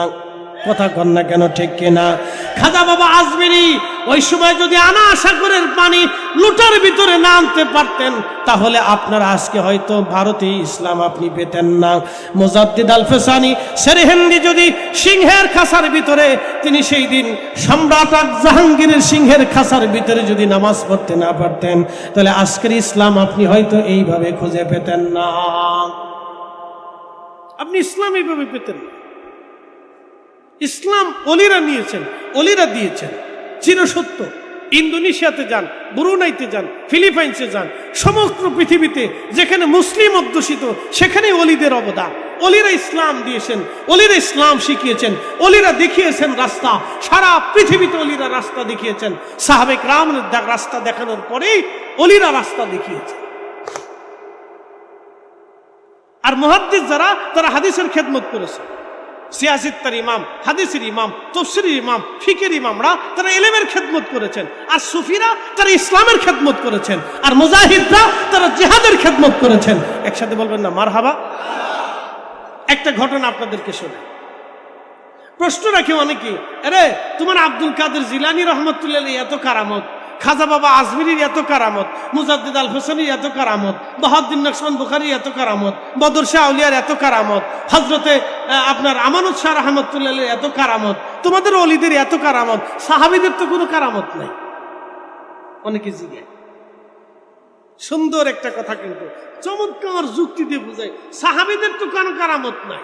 বলি সাহাবীরা কি তোমাদের ওলিদের থেকে কম দামি নাকি? তোমাদের ওলিরাদের থেকে তো বহু দামি সাহাবীরা। কথা তো সত্য। এখন প্রশ্ন করি, জবাব দিবেন। সাহাবীরা কার ছাত্র? নবীজির, আল্লাহর হাবিবের ছাত্র। কথা ঠিক আছে না? সাহাবীরা রসুলকে দেখছে। আচ্ছা, রসুল যে সময় দুনিয়াতে আসে ওই সময় নবীজির মুজেজা চলে। কি কথা কন না কেন? তো নবীজির মুজেজা যখন চলে তখন তো আর সাহাবীদের কারামতের দরকার নাই। কারণ মুজেজা, সূর্যের আলো থাকলে আমাদের আর চেরাগের আলোর দরকার না। কথা কন, সূর্যের আলো থাকলে আপনারা কি লাইট জ্বালাইতেন না? জোরে বলেন, জ্বালাইতেন? সূর্য নাই বিধায় তো লাইট জ্বালাইছেন। তো সূর্য হলো নবী, নবীজি যখন আসে তখন সাহাবীদের কারামতের দরকার নাই। রাসূলের ইন্তেকালের পরে তখন ওলিরা, সাহাবীরা, তাবিরা, তাবে তাবিরা, উলামারা কারামত দেখাইছেন। কারণ ওই সময় বাতি না জ্বালাইলে অন্ধকারে বাতিকে জ্বালাবে। কথা কন না, ঠিক না? শয়তানরা আপনার বহু যুক্তি দিবে, যুক্তি মাথায় নিবেন না কিন্তু সাবধান। তারপরেও রসুলের একজন সাহাবীর কারামত শোনাই দিয়ে যায়। তিনার নাম হযরত ওমর রাদিয়াল্লাহু আনহু। একসাথে বলবেন মারহাবা। বর্তমান মিশর, বর্তমান নাম কি? জোরে কোন? মিশর। বর্তমান নাম মিশর। এই মিশরে ইসলাম বিজয় করার জন্য হযরত ওমর রাদিয়াল্লাহু আনহু তিনি সেনাবাহিনী পাঠাইলেন। আমর ইবনুল আস রাদিয়াল্লাহু আনহুর নেতৃত্বে মুসলমানদের মিশর বিজয় হল। কিন্তু মিশরীদের একটা প্রথা ছিল, নীল নদ। নদীর নাম কি? না, একসাথে বলেন, নদীর নাম কি? নীল নদের উৎস কোথায় জানেননি? উগান্ডা। নীল নদের উৎস কোথায়? উগান্ডা। উগান্ডা আফ্রিকার দেশ উগান্ডা। উগান্ডা যেখান থেকে নীল নদের পানি আসে, সেই পানি কোথার থেকে আসে জানেন? মাটির নিচ থেকে আসে। কোথার থেকে আসে? মাটির নিচ থেকে পানি আসে। উগান্ডা যেখান থেকে নীল নদের উৎস, এখান থেকে মাটির নিচ থেকে পানি উঠে। আল্লাহর নবী বলেছেন, আমার উম্মত তোমরা শোনো, পৃথিবীতে দুইটা নদী বেহেশত থেকে আসে। একটা নদীর নাম নীল নদ, আর একটা নদীর নাম ফোরাত নদ। মনে রেখেন এটা, নীল নদী, ফোরাত নদী, দুইটা নদী আল্লাহর বেহেশত থেকে আসে। নীল নদের উৎস হচ্ছে উগান্ডা, আর এই উগান্ডার মাটির নিচ থেকে নীল নদের পানি আসে। কিন্তু মিশরে নীল নদে তখন জোয়ার আসতো, জোয়ার চলে যেত। কিন্তু এই পানি আনার জন্য মিশরীরা একটা প্রাচীন কুসংস্কার ছিল। তারা একটা সুন্দরী রূপসী কুমারী অল্প বয়স্ক নারীকে ধরে নিয়ে নীল নদের পাশে নিয়ে তারা জবাই দিত, বলি দিত। এই ছোট্ট মেয়ের রক্ত গড়িয়ে গড়িয়ে নীল নদের পানিতে যখন যায় মিশত, তখন নীল নদে জোয়ার আসতো। এটা ছিল মিশরীদের বিশ্বাস।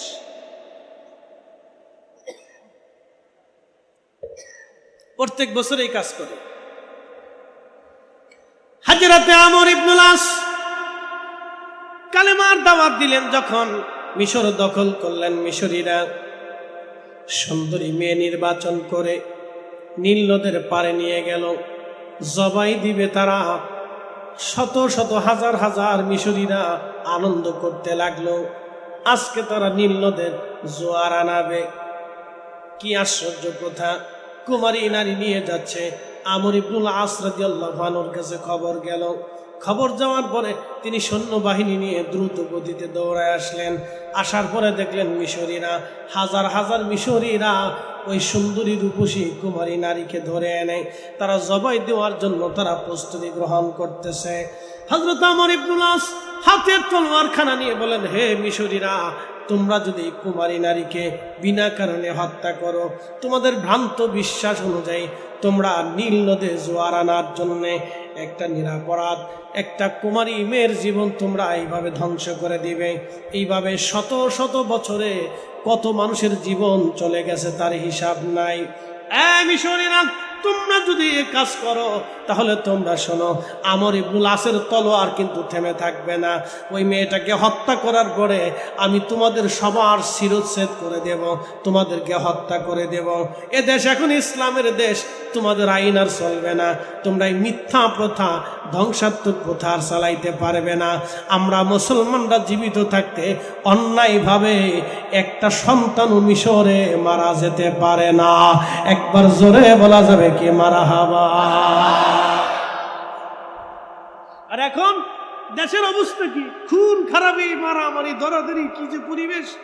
আজকে দেখলাম ওই টাঙ্গাইলে এক ইমাম সাহেবের সন্ত্রাসীরা পা কুবাইয়ে কাইটিয়ে, আহা, একটা আলেমের ওই যে আমাদের রইসুদ্দিন ভাইরে মাপ তৈরি করে নির্মম ভাবে তাকে পিটিয়ে পিটিয়ে হত্যা করলো।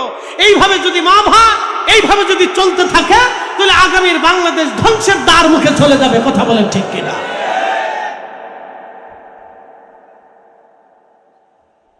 ইসলাম ও মুসলমানের কাছে এই পৃথিবী কত নিরাপদ ছিল দেখেন। আমর ইবনুল আস বললেন, না, নিরাপদ কোনো মেয়ে মরতে পারে না। তখন মিশরীরা বলল, হে আমর ইবনুল আস, ঠিক আছে, আমাদের বিশ্বাস অনুযায়ী এই আমরা কুমারী নারীকে হত্যা করার পরে, জবাই করার পরে নীল নদের ভিতরে পানি আসে, জোয়ার আসে।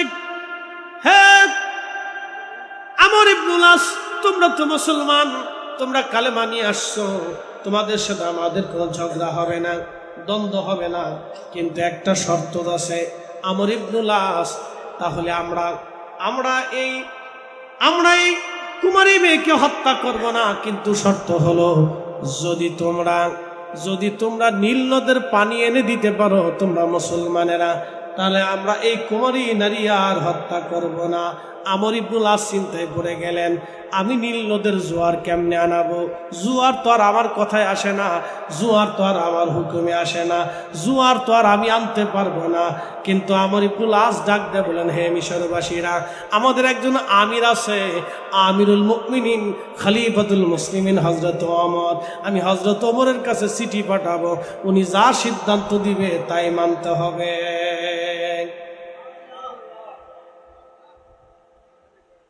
হযরত ওমরের কাছে চিঠি পাঠাইলেন। চিঠির মধ্যে লেখা, ইয়া আমিরুল মুমিনিন সালামবাদ, আমি আমর ইবনুল আস, সেনাপ্রধান মিশর জয় করেছি, মুসলমানদের করতলগত হয়েছে, কিন্তু মিশরীদের একটা কুপ্রথা আছে, কুসংস্কার আছে। মিশরের নীল নদের পানির জোয়ার আনার জন্য মিশরীরা প্রত্যেক বছরে একটা কুমারী নারীকে তারা নীল নদের পাশে জবাই দেয়, রক্তগুলি গড়াইয়া গড়াইয়া নীল নদের পানির সাথে মিশে যায়। নীল নদের পানির সাথে যখন রক্ত মিশে যায় তখন নীল নদের জোয়ার আসে। ইয়া আমিরাল মুমিনিন, আমি বাধা দেওয়ার পরে মিশরীরা বলছে, যদি তোমরা মুসলমানরা যদি এই কুমারী মেয়েকে হত্যা করার বিপরীতে তোমরা পানি এনে দিতে পারো, জোয়ার এনে দিতে পারো, তাহলে আর কোনোদিন তারা নীল নদে এই কুমারী হত্যা করবে না। আমিরুল মুমিনিন, আমি এখন কি করব? আপনার চিঠির অপেক্ষায়, ফয়সালার অপেক্ষায় সাদ আমর ইবনুল আস অপেক্ষা করবে। আমিরুল মুমিনিন হযরত ওমরের কাছে চিঠি চলে আসলো মদিনাতুল মুনাওয়ারায়। চিঠিখানা পড়লেন হযরত ওমর। চিঠিখানা পড়ার পরে হযরত ওমর রাদিয়াল্লাহু আনহু আর একখানা চিঠি তিনি লিখলেন।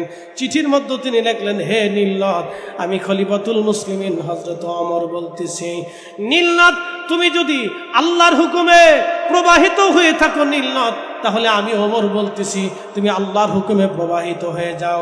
হে নীলনদ, তুমি যদি আল্লাহর হুকুমে প্রবাহিত না হইয়া তোমার নিজের শক্তিতে প্রবাহিত হয়ে থাকো, তাহলে আমি ওমর বলতেছি তোমাকে প্রবাহিত হতে হবে না। একসাথে জোরে বলেন আল্লাহু আকবার। আচ্ছা বলেন, এই বিদ্যা কোন মাদ্রাসায় আছে? না, আসতে করেন না, জোরে ডরাই করেন না, জোরে বলেন না, না জোরে বলেন আছে, না না জোরে বলেন আছে। কোন কাগজের পৃষ্ঠায় এই বিদ্যা আছে? না জোরে বলেন আছে। বদর শাহ আউলিয়া পাথরের উপরে চড়ে, পাথরের উপরে, পানির উপরে পাথর ভাসায় তিনি এসেছিলেন। এই বিদ্যা দুনিয়ার কোন মাদ্রাসার সিলেবাসে আছে? হযরত খান জাহান আলী কুমিরের পিঠে চড়ে এসেছিলেন। এই বিদ্যা দুনিয়ার কোন মাদ্রাসার সিলেবাসে আছে? হযরত শাহ মুস্তাফা আল হাসানি আল হুসাইনি মৌলভীবাজার শহরে বাঘের পিঠে চড়ে তিনি এসেছিলেন। বলেন, এই বিদ্যা দুনিয়ার কোন মাদ্রাসার সিলেবাসে আছে? হযরত শাহজালাল ইয়ামানি মুজাররিদি রাহমাতুল্লাহ আলাইহি তিনি জায়নামাজ বিছাইয়া সুরমা নদী পার হয়েছিলেন। এই বিদ্যা দুনিয়ার কোন মাদ্রাসার সিলেবাসে আছে? খাজা বাবা আজমেরি সেঞ্জেরি রহমতুল্লাহ আলাইহি আনা সাগরের পানি একটা লুটার ভিতরে তিনি জমা করেছিলেন। বলেন, এই বিদ্যা দুনিয়ার কোন ল্যাবরেটরি, দুনিয়ার কোন বিশ্ববিদ্যালয়, দুনিয়ার কোন সিলেবাসের ভিতরে এই বিদ্যা আছে? হযরত মুজাদ্দিদ আল ফসানি সেরহিন্দি সম্রাট জাহাঙ্গীর তাকে মেরে ফেলে দেওয়ার জন্য সিংহের খাসার ভিতরে আবদ্ধ করে ক্ষুধার্ত সিংহকে ছেড়ে দিলেন। তিনি সিংহের সামনে নামাজে দাঁড়ায় গেলেন। সিংহ তার সামনে মাথা নত করে বসে গেল। সিংহ তার সাথে কথা বলল। বলেন, এই বিদ্যা দুনিয়ার কোন সিলেবাসের ভিতরে আছে? নাই। এই বিদ্যার নাম ইলমুল কাল। এটা কাল হয়ে অলি হয়ে, অলি হয়ে, অলি হয়ে, সিলসিলা হয়ে, তরিকা হয়ে আসে। আপনি ঠিক করলে ঠিক, না ঠিক করলে ঠিক, এটাই ঠিক।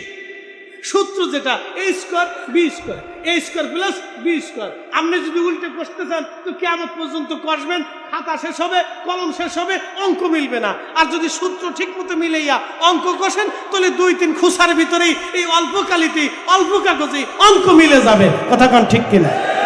ইসলাম হলো এটা। সূত্রের ভিতরে আসেন, সব সহজ। সূত্রের ভিতরে আসবেন না, কিয়ামত পর্যন্ত চেষ্টা করবেন, কিচ্ছু পাবেন না।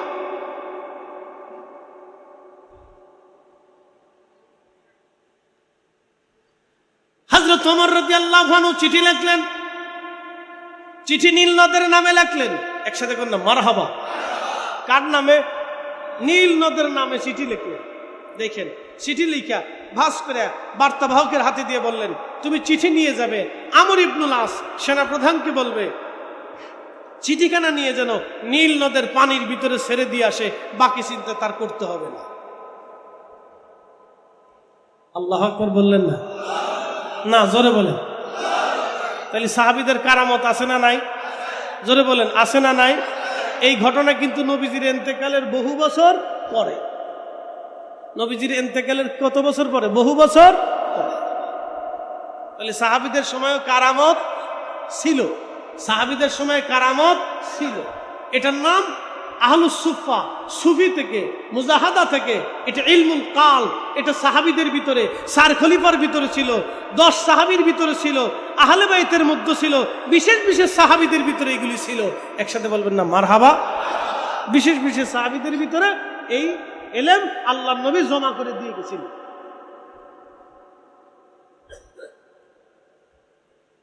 প্রিয় উপস্থিতি হাজিরিন, মনোযোগ দিয়ে শুনবেন। চিঠিখানা নিয়ে গেলেন বার্তাবাহক। সুদূর মদিনাতুল মুনাওয়ারা থেকে মিশরে চলে যাওয়া হলো, নিয়ে গেল চিঠিখানা।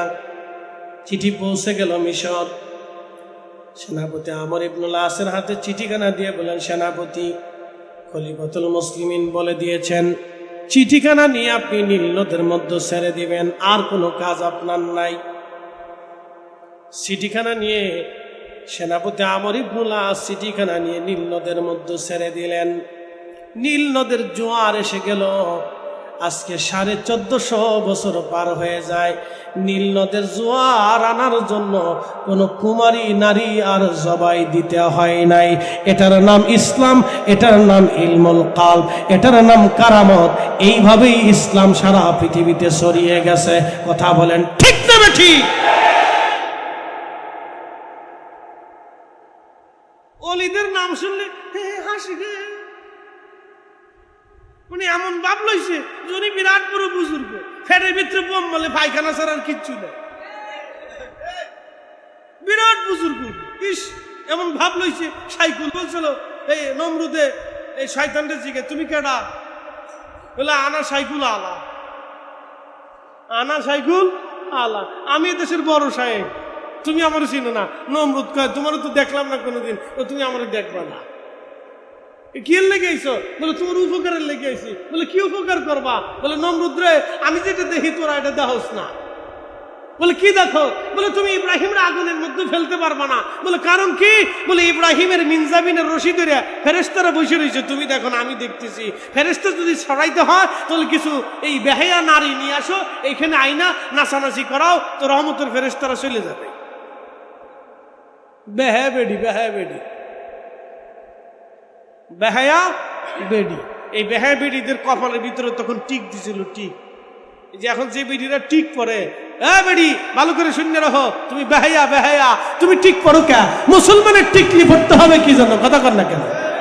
কপালে ফোড়া দেয়, ফোড়া ফোড়া। আমি কতটি দিয়ে বোরকা ফইরাও কপালের ভিতরে একটা হান্দাই দিচ্ছি। মাঝে মধ্যে হাসি আর কি, উরে সিটা, কি সিটারে সিটা। এখন তো নিউ সিস্টেমের হেজাব। কি সিস্টেমের হেজাব আপনারা বুঝাই। আমি মালয়েশিয়া গেছি, ওদের মালয় মহিলারা হেজাব করে, কিন্তু প্যান্টও আছে, শার্টও আছে। এই দৃশ্য আমি দেখছি প্রথম ইন্ডিয়াতে। ইন্ডিয়াতে মাহফিলে গেছি করোনার আগে। আমি বিদেশ সফর আজকে থেকে করি না, বহু আগে থেকেই করি। তো করোনার আগে মাহফিলে গেছি ইন্ডিয়াতে। তো মাহফিলে যাওয়ার পরে সুফি ফতে আলী রসুলের নাম রহমতুল্লাহ মাজার জিয়ারত করতে যাব। তা আমার সারা জীবনেই যেখানে যাই অলিদার যেখানে মাজার আছে আমি জিয়ারত করি, এটা আমার আদত। কারণ আমি জানি ওনাদের বর্গায় যদি হাজিরা না দেই তাহলে অকৃতজ্ঞতা হয়। কথা ঠিক আছে কিনা? কারণ ওনাদের উসিলে আমরা কালেমা পাইছি, ওনাদের উসিলে কি পাইছি? কালেমা পাইছি। তো ফতে আলী রসুলের নাম রহমতুল্লাহ মাজার জিয়ারত করার পাশেই আর একটা মাজার আছে, তিনি হুজুর গাউসে পাকের নাতি, একসাথে কর না মারহাবা। ওইখানে ওনার আওলাদের মাজার আছে।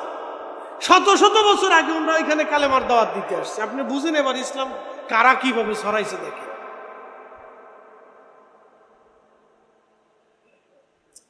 তা আমি মাজার জিয়ারত করার উদ্দেশ্যে বাসে উঠছি, তো দেখি এক বেডি বাসের ভিতরে উঠছে। বেডির প্যান্ট পরা, শার্ট গায়ে দেওয়া, মাথার ভিতরে হেজা। তা আমি ঘটনা চিন্তা করছি, আমি তো জীবনে এটা কোনোদিন দেখছি না, প্রথম প্রথম। তা আমি কি ব্যাপার কি, বেডি হেজাব পরা, আবার প্যান্টও পরা, শার্টও গায়ে দেওয়া, এটা কেমন হইল? আমি চিন্তা করতেছি এটা কেমন মুসলমান? যে প্যান্ট পরছে, শার্ট গায়ে দিছে, ও বেডির আবার মাথায় হেজাব বান্ধার দরকার। মানে সিস্টেমটা এরকম, খুব নেকি। একজনে শুনছে ভাইরে পাগড়ি মাথায় দিও 70 গুণ সোয়াব। কত গুণ সোয়াব? পাগড়ি মাথায় দিলে 70 গুণ সোয়াব। এই সোয়াবের আশা এই বেটা কি করছে, লুঙ্গিরে টাইম দিয়ে খুইলে মাথার ভিতরে পাগড়ি বেঁধে লাইছে। তো লুঙ্গি খুলে মাথায় পাগড়ি বানলে যেরকম নাকি প্যান্ট শার্ট গায়ে দিয়া বেডিটা হেজাব বানলে ওইরকম নাকি? কথা কন না কেন? আমি হাসি, আরে খোদা, হেজাব কোন দিকে চলে গেছে?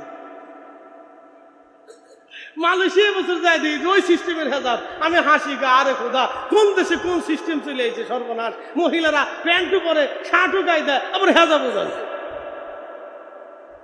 পাগলের দেশ কোথা। এটা বাংলাদেশে আসতেছে ধীরে ধীরে ধীরে ধীরে ধীরে ধীরে ছড়াইতেছে।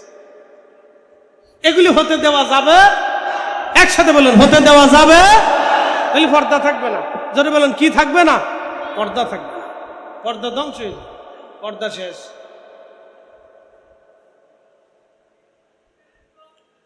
প্রিয় উপস্থিতি হাজিরিন, সাহাবীদের জমানাতে আর একজন ওলির জীবনী শোনাই। একসাথে করেন না মারহাবা। শোনাবো না আস্তে করেন না, জোরে বলেন শোনাবো নি? শুনাইতেছি। সে ওলির নাম আবু মুসলিম আল খাওলামি রহমতুল্লাহ। তিনি কিবারুত তাবিঈন, কিবারুত তাবিঈন। শুনে যা, হযরত আবু মুসলিম আল খাওলামি তিনি কিবারুত তাবিঈন, কিবারুত তাবিঈন। তিনি হযরত ওমর, আবু বকর রাদিয়াল্লাহু আনহুর জামানাতে আসলেন। ইতিহাস শুনে যাবেন। সাহাবীদের জামানাতেও কারামত ছিল, সেটা কেমন শোনাই দিয়ে যায়। নবীজির ইন্তেকাল হয়ে গেল। আবু মুসলিম আল খাওলামি মিশর থেকে রওনা দিলেন। মিশর থেকে রওনা দিয়ে তিনি মদিনাতে আসলেন। মদিনা আসার পরে শুনতে পারলেন নবীজি আর দুনিয়াতে নাই। মনের দুঃখ মনে নিয়ে হযরত আবু বকরের হাতে কালেমা পড়লেন, দিন শিক্ষা করলেন। আবু বকর রাদিয়াল্লাহু আনহুর হাতে দিন শিখার পরে হযরত আবু বকর বললেন, আবু মুসলিম, তোমাকে ইয়ামান দেশের জন্য নিযুক্ত করলাম, তুমি ইয়ামান দেশে কালেমার দাওয়াত দিতে যাও। হযরত আবু মুসলিম আল খাওলামি কালেমার দাওয়াত দেওয়ার জন্য সুদূর মদিনা থেকে ইয়ামান চলে গেলেন। ইয়ামান কোথায় গেলেন? ইয়ামান দেশে চলে গেলেন। এইদিকে ঘটনা ঘটলো ভিন্ন। হযরত আবু বকরের জামানাতে ভণ্ড নবীদের উদ্ভব হলো। একটা ভণ্ড নবীর নাম ছিল মুসাইলাতুল কাজ্জাব। এই ভণ্ড নবীর সাথে সাহাবীদের প্রচন্ড জিহাদ হয়েছিল। প্রায় 700 সাহাবী যুদ্ধে শহীদ হয়েছিলেন। 4টেখানি কথা না, 700-র মতো সাহাবী, তাও কারি সাহাবী, মুহাদ্দিস সাহাবী, এই যুদ্ধে শহীদ হয়েছিলেন 700 সাহাবী। দামি দামি সাহাবীরা এই মুসাইলামতুল কাজ্জাবের বিরুদ্ধে শহীদ হয়েছিলেন। হযরত আবু বকর এই দিকে ভণ্ড নবীর দমন করতে যাইয়া ইয়ামানের দিকে আর সৈন্যবাহিনী পাঠাইতে পারে নাই। ইয়ামান দেশে একজন ভণ্ড নবীর আবির্ভাব হলো। এই ভণ্ড নবীর বিরুদ্ধে কোনো সেনাবাহিনী নাই, কোনো যুদ্ধ করার শক্তি নাই। আবু মুসলিম আল খাওলামি চিন্তায় পড়ে গেলেন। তিনি কোনো সেনাবাহিনী গঠন করতে পারে নাই যে তাদের সাথে জিহাদ করবে। কিন্তু আবু মুসলিম আল খাওলামি হাল ছাড়েন নাই। তিনি ভণ্ড নবীর লোকদের কাছে যায় বলেন, হে ভণ্ড নবীর লোকেরা, আমার নবী আখিরি নবী, আমার নবীর পরে আর কোন নবী দুনিয়াতে নাই। তোমরা সাবধান, ওই লোকের কথা মানবা না। তোমরা মানলে তোমরা ধর্মান্তরিত হয়ে যাবা, বেঈমান হয়ে, কাফের হয়ে তোমরা জাহান্নামে চলে যাবা। কিন্তু মনে রাখবেন, মানুষ সবসময় নেগেটিভের দিকে বেশি ধাবিত হয়। এই শোনেন, আমার দিকে শোনেন, মানুষ মন্দ প্রবণ। আবার শোনেন, মানুষ মন্দ প্রবণ। ভালো করে শোনেন, মানুষ কি প্রবণ? মন্দ প্রবণ। মানুষ মন্দ প্রবণ। দুধ রাখবেন, দুধ খাবে না, কিন্তু পাশে মদ রাখবেন, মদ খাবে। কে আসতে ঠিক কোন কে জোরে বলেন?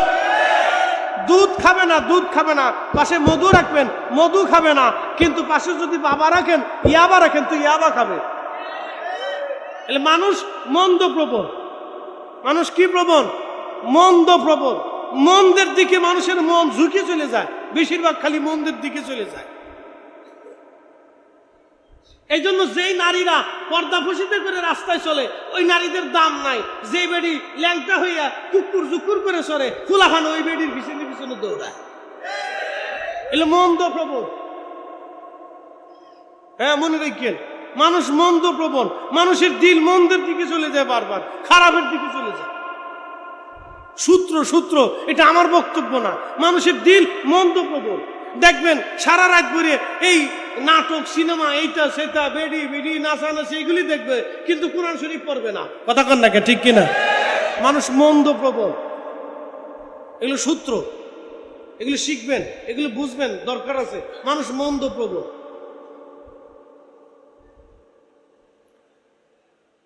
প্রিয় উপস্থিতি, মনোযোগ দিবেন।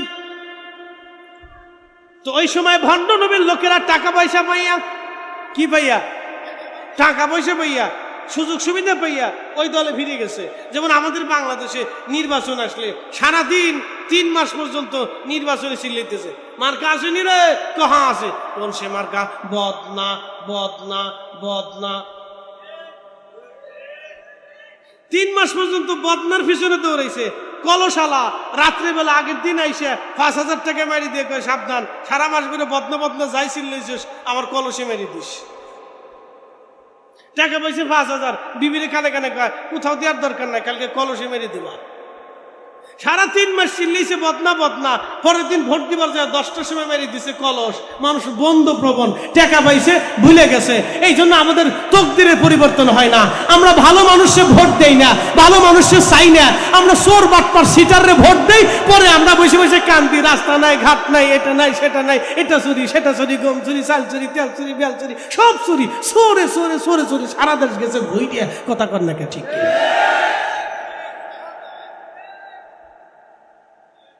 মন্দ প্রবণ। একসাথে বলেন কি প্রবণ? মানুষ মন্দ প্রবণ। তো মুসাইলাম ওই ভণ্ড নবীর পক্ষে বহু লোক চলে গেল। কিছু মুসলমানরা কালেমা পড়ছিল নতুন, তারাও চলে গেল।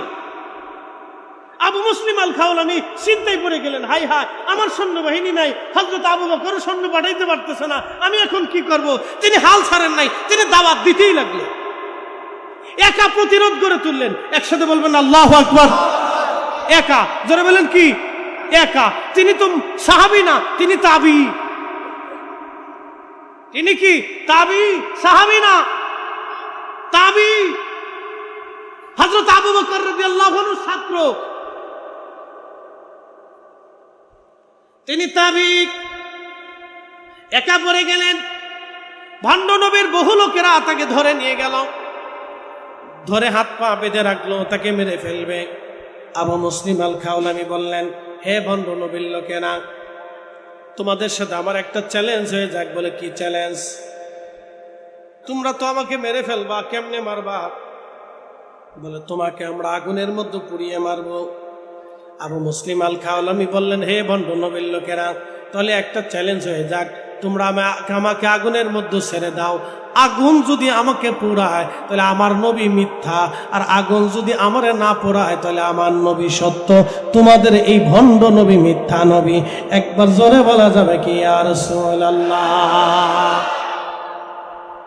কারামত কেমনে আসে ভালো করে দেখেন। ওলিদের অবদান, সুফিদের অবদান, তাসাউফের অবদান, ইলমুল কালবের অবদান ইসলামে কি ছিল ভালো করে শুনে যা। আবু মুসলিম আল খাওলামি বললেন, আমাকে যদি আগুনের মধ্যে তোমরা ফেলে দাও, আগুন যদি আমাকে পোড়াইতে পারে তাহলে আমার নবী মিথ্যা। একসাথে বলবেন আল্লাহু আকবার। এরকম চ্যালেঞ্জ আমরা দিতে পারবো? আমরা পারতাম না। বলে কারণ কি? আমাদের ওই বিদ্যা নাই, ওই বিদ্যা নাই, ওই বিদ্যা আমাদের নাই। নদীর ভিতরে গেলে কর্ণফুলির ভিতরে নৌকা নিয়ে, ডিঙ্গি নৌকা নিয়ে যদি পার হইতেছেন, আর ঝড় যদি তুফান উঠে আসে, তাহলে বুঝবেন যে কলিজার ভিতরে কেমনে পানি থাকে। আমি পদ্মা নদীতে একবার পড়ছিলাম এরকম। বেড়ি শিক্ষার পরে, বেড়া শিক্ষার পরে, পুরুষে পারে, বাচ্চারা পারে, সবাই শিক্ষার পরে আল্লাহ বাঁচাও, আল্লাহ বাঁচাও। কলিজা টলিজা সব গেল শুকাইয়া। পদ্মা নদীর স্রোত খুব মারাত্মক স্রোত। তখন পদ্মা সেতু হয়েছিল না। ওই রাস্তা দিয়ে কত গেছি আসছি, কত মানুষ ডুবে মরছে তার হিসেব নাই। আহা, ওই পদ্মা নদীর মাঝখানে গেলে তখন কলিজার ভিতরে আর পানি থাকতো না। এত কঠিন অবস্থা। বর্ষার দিনে তো খুব ভয়াবহ ছিল। তা আল্লাহ বাঁচাও, আল্লাহ বাঁচাও, শিক্ষের দুঃখের পারা শুরু হতো। তা আবু মুসলিম আল খাওলামি রাহমাতুল্লাহ আলাইহি ভণ্ড নবীর লোকেরা হাত পা বেঁধে রাখছে, আগুন জ্বলাইছে, বিরাট আগুন জ্বলাইছে। আগুন জ্বালায়া চ্যালেঞ্জ, আগুনের মধ্যে হাত পা বেঁধে ছেড়ে দেওয়া হলো। আগুন জ্বলে, কিন্তু আবু মুসলিম আল খাওলামি আগুনের ভিতরে পড়ে না। বুঝেন নাই মনে হয়? আবার জোরে বলেন, আগুন জ্বলে কিন্তু আবু মুসলিম আল খাওলামি জ্বলে না। চিৎকার মেরে জোরে বলেন আল্লাহু আকবার। মাকালের ফল দেখতে ভালো, উপরে লাল নীল ভিতরে কালো। মাকালের ফল দেখতে ভালো, উপরে লাল নীল ভিতরে কালো। মাকালের ফল চিনেননি আপনারা? মাকাল ফল চট্টগ্রাম কি বলে? হাইদা ফল, হাইদা। এই শোনেন, আমাদের দেশে মাকাল, আপনাদের দেশে হাইদা ফল। হাইদা ফল দেখতে ভালো, উপরে লাল নীল ভিতরে কালো, সারা জীবন এমনি গেল দয়াল, সারা জীবন এমনি গেল, খাইতে আমরা পারলাম না। যার ভিতরে নাই রসুলের প্রেম, তার সাথে ভাব কইর না। মাকালের ফল দেখতে ভালো, উপরে লাল নীল ভিতরে কালো, মাকালের ফল দেখতে ভালো, উপরে লাল নীল ভিতরে কালো। ওরে সারা জীবন এমনি গেল দয়াল, সারা জীবন এমনি গেল, খাইতে আমরা পারলাম না। যার ভিতরে নাই রসুলের প্রেম, তার সাথে ভাব কইর না।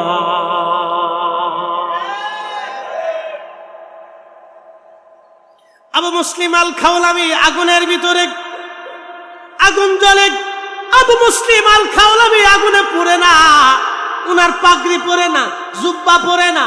একসাথে কর না মারহাবা। ভণ্ড নবী চিন্তাই পড়ে গেল, হায় হায় করলাম কি, হইল কি, করতে চাইলাম পুরাইতে, হয়ে গেল ওইটা। ভণ্ড নবী পালায় দৌড় দিছে, তার কিছু অনুসারীরা দৌড়ায় চলে গেল। বাকি যারা নও মুসলিম ছিল, যারা ওই ইসলাম ছেড়ে দিয়েছিল, তারা হাতের মধ্যে কামড় দেয়, চিন্তায় পড়ে গেল হাই হাই হলো কি।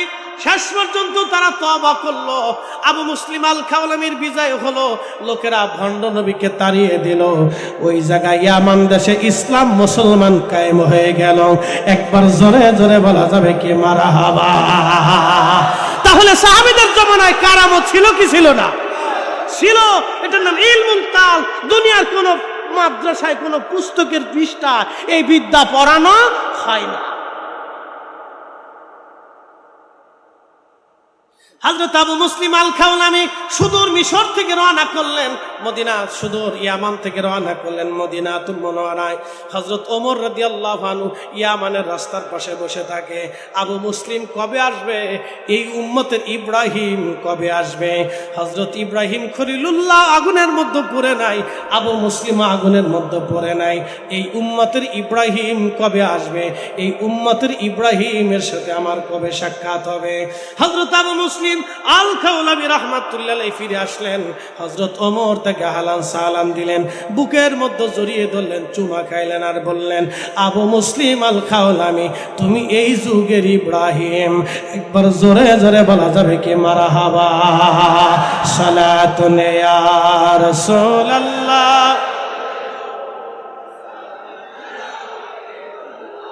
আহা সালাতুন ইয়া রাসূলুল্লাহ।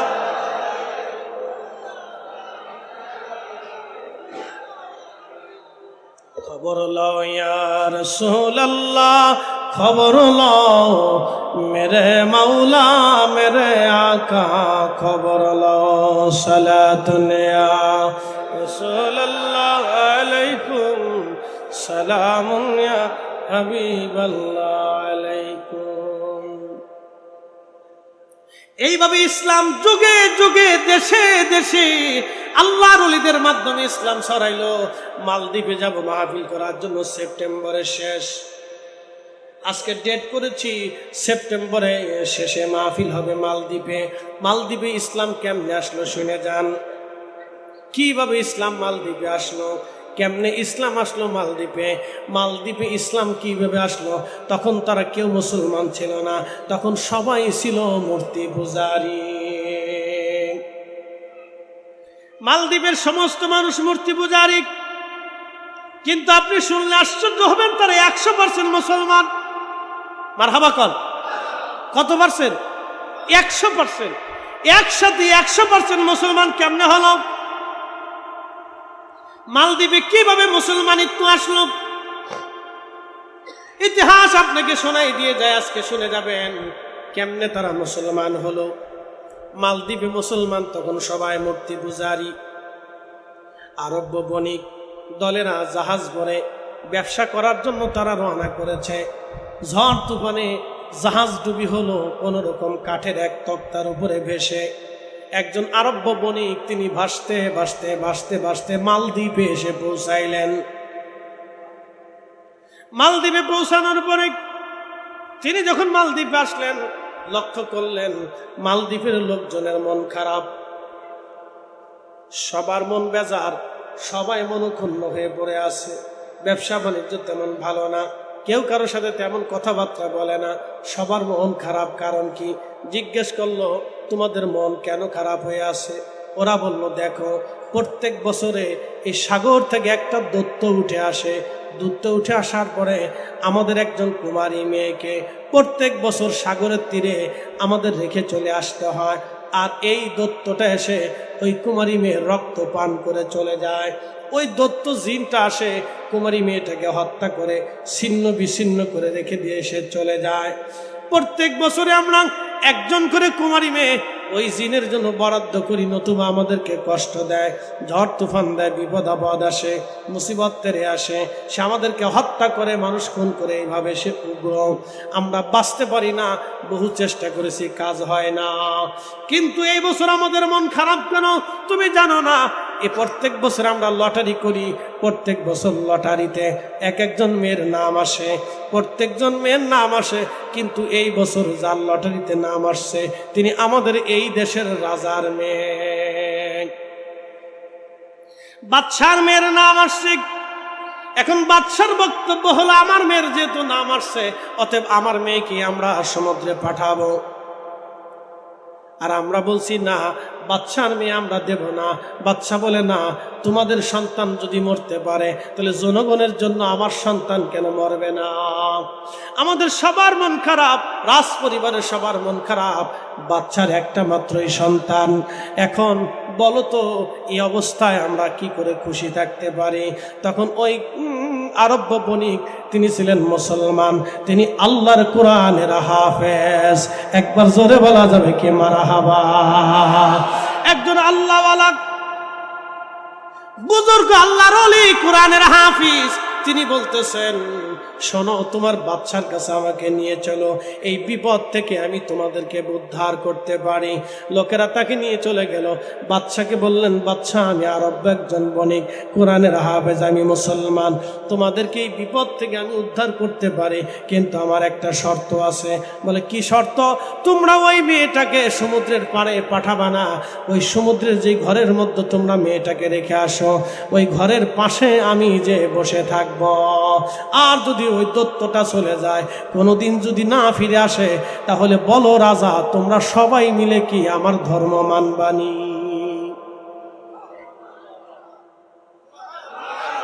জোরে জোরে জোরে জোরে! ইসলাম এভাবে আসছে। আল্লাহর ওলিদের নাম শুনলে নাক ছিটকাও নাকি? ওনাদের মাজার জিয়ারত করতে ভালো লাগে না? বেদাতের গন্ধ পাও, শিরিকের গন্ধ পাও নাকি?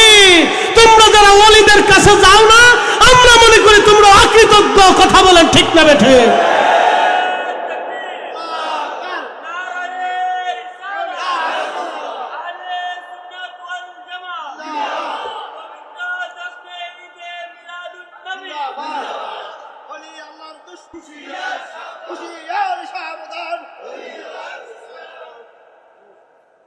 কোরআনের হাফিজ, আল্লাহর ওলি, দিন তারিখ নির্দিষ্ট। রাজা বললেন, ঠিক আছে, এই বিপদ থেকে যদি আমরা বাঁচতে পারি, ওই দানব থেকে যদি বাঁচতে পারি, তো মুসলমান, তোমাদের ধর্ম আমরা সবাই মেনে নেব। আমার দেশের এই মালদ্বীপের যত আমরা মানুষ আছি, আমরা সবাই একসাথে তোমার এই ধর্ম মেনে নেব। যেই রাত্রিবেলা দ্বীপের ভিতরে, সাগরের ভিতর থেকে ওই দৈত্য উঠে আসে, সে সময় আল্লাহু আকবার, এই কোরআনের হাফিজ আল্লাহর ওলি, তিনি বাদশার মেয়েকে রাজ দরবারে রেখে দিয়ে নিজে চলে গেলেন। তিনি কোরআনের হাফেজ, তিনি কোরআনের হাফেজ ছিলেন। তিনি ওই ঘরের পাশে চুপচাপ বসে আছেন সমুদ্রের পাড়ে, যে ঘর নির্মাণ করে কুমারী মেয়ে রেখে আসতে হয়। গভীর রাত, লক্ষ্য করলেন সমুদ্র থেকে একটা দানব, জিন দানব উঠে আসতেছে। মনে রাখবেন, জিনদের ভিতরে বড় বড় শক্তিশালী জিন, তারা সাগরের ভিতরে লুকায়িত থাকে। সাগরের ভিতরে বড় বড় জিনেরা সাগরের মধ্যে তাণ্ডব চালায়, ঝড় তুফান আসে, সাগরে বিরাট বড় বড় দুর্যোগ আসে জিনদের কারণে। বড় বড় জিন সাগর থেকে, সাগরের তলদেশে তারা বসবাস করে। নবী সুলাইমান আলাইহিস সালামের জমানাতে এই বড় বড় জিন সাগরের ভিতরে তারা পালিয়ে চলে গিয়েছিল। সাগরের গহীনে যারা তারা বসবাস করে, তারা সাগরের গহীন থেকে এসে দুনিয়ায় মানুষের কষ্ট দিয়ে থাকে। ওই সাগরের গভীর থেকে আরব ভারত মহাসাগর থেকে একটা জিন উঠে আসে। ঠিক এমন সময় আরব বণিক আল্লাহর ওলি কোরআনের হাফেজ, তিনি ওইখানে বসে বসে কোরআন শরীফ সূরা ইয়াসিন তেলাওয়াত শুরু করে দিলেন। সূরা ইয়াসিন যখন তেলাওয়াত শুরু হয়ে গেল, আল্লাহু আকবার, কোরআনের আওয়াজ যখন জিনের কানের মধ্যে গেছে, জিন চিৎকার মারতে মারতে সাগরের অতল গহ্বরে পালিয়ে চলে গেল। আর কোনোদিন মালদ্বীপের জমিনে ওই দানব জিন আর কোনোদিন ফিরে আসে না। আল্লাহু আকবার।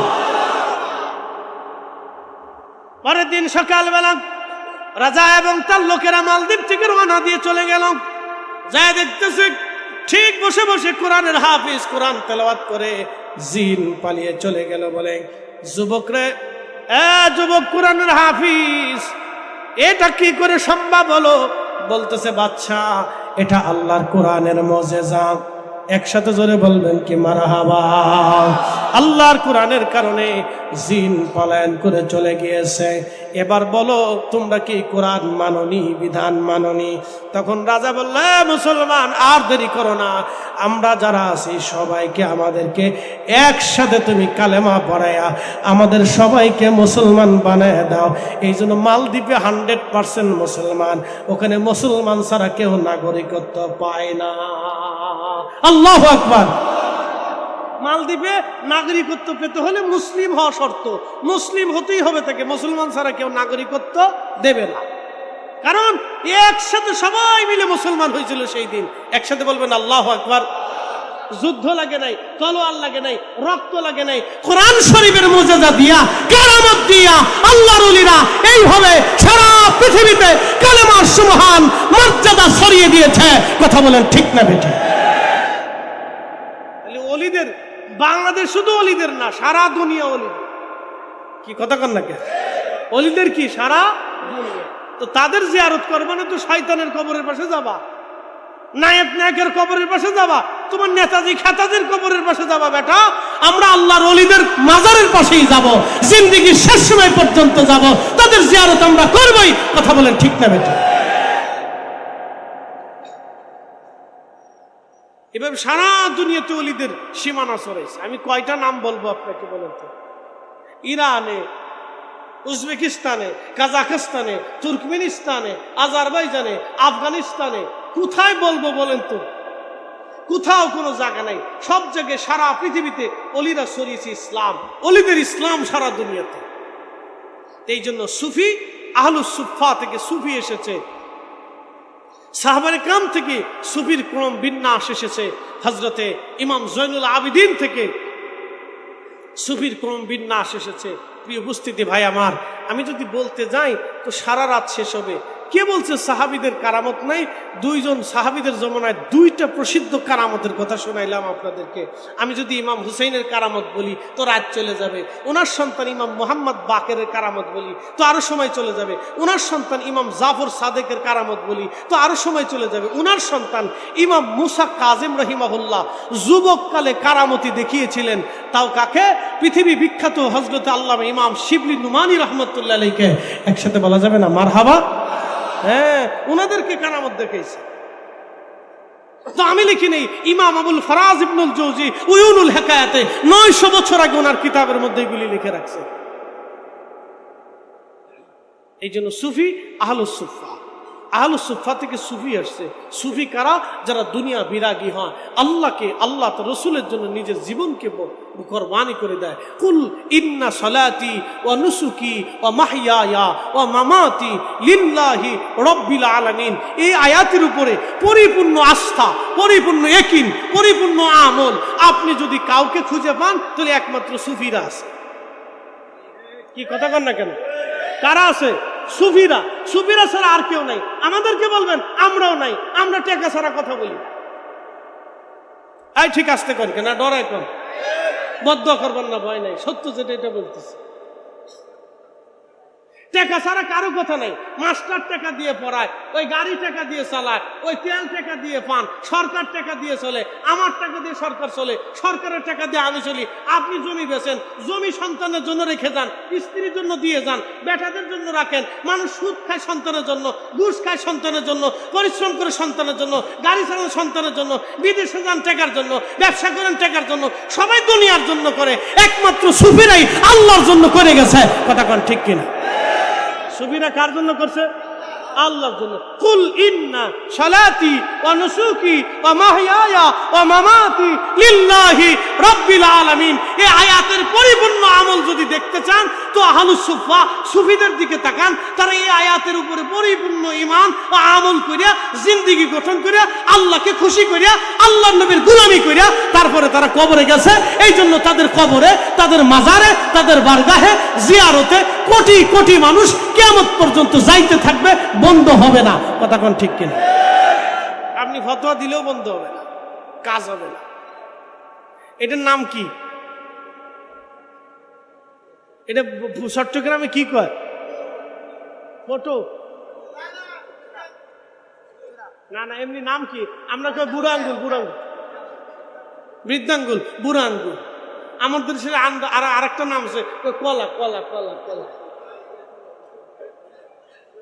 কিচ্ছু না, কিচ্ছু না, কলা, কলা। আর যদি বোবারে খালি দেখাইতে পারেন তো যুদ্ধ লেগে যাবে। যদি বোবারে দেখাইতে পারেন তো দেখবেন যে যুদ্ধ লেগে গেছে, বিরাট যুদ্ধ। ও ঠেকাইতে পারবেন না ওরে, আপনি ও তুফান উঠে ফেলবে একদম, খুব চেতা চেতে।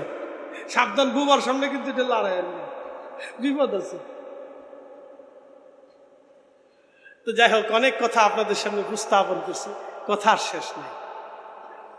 হযরত হাসান বসরি রহমতুল্লাহ আলাইহি কোন জামানার মুসলমান জানেননি? ওনার একটা কারামত বইলা আপনাদের কাছ থেকে বিদায় নেই। একসাথে বলবেন আল্লাহু আকবার। বলবো? কথা কর না কেন, বলবো নি? উনাও ইসলামের খেদমত করছে। উনি শুধু আলেম ছিলেন না, উনি আলেম, জাহেদ, আবেদ, সুফি সব ছিল।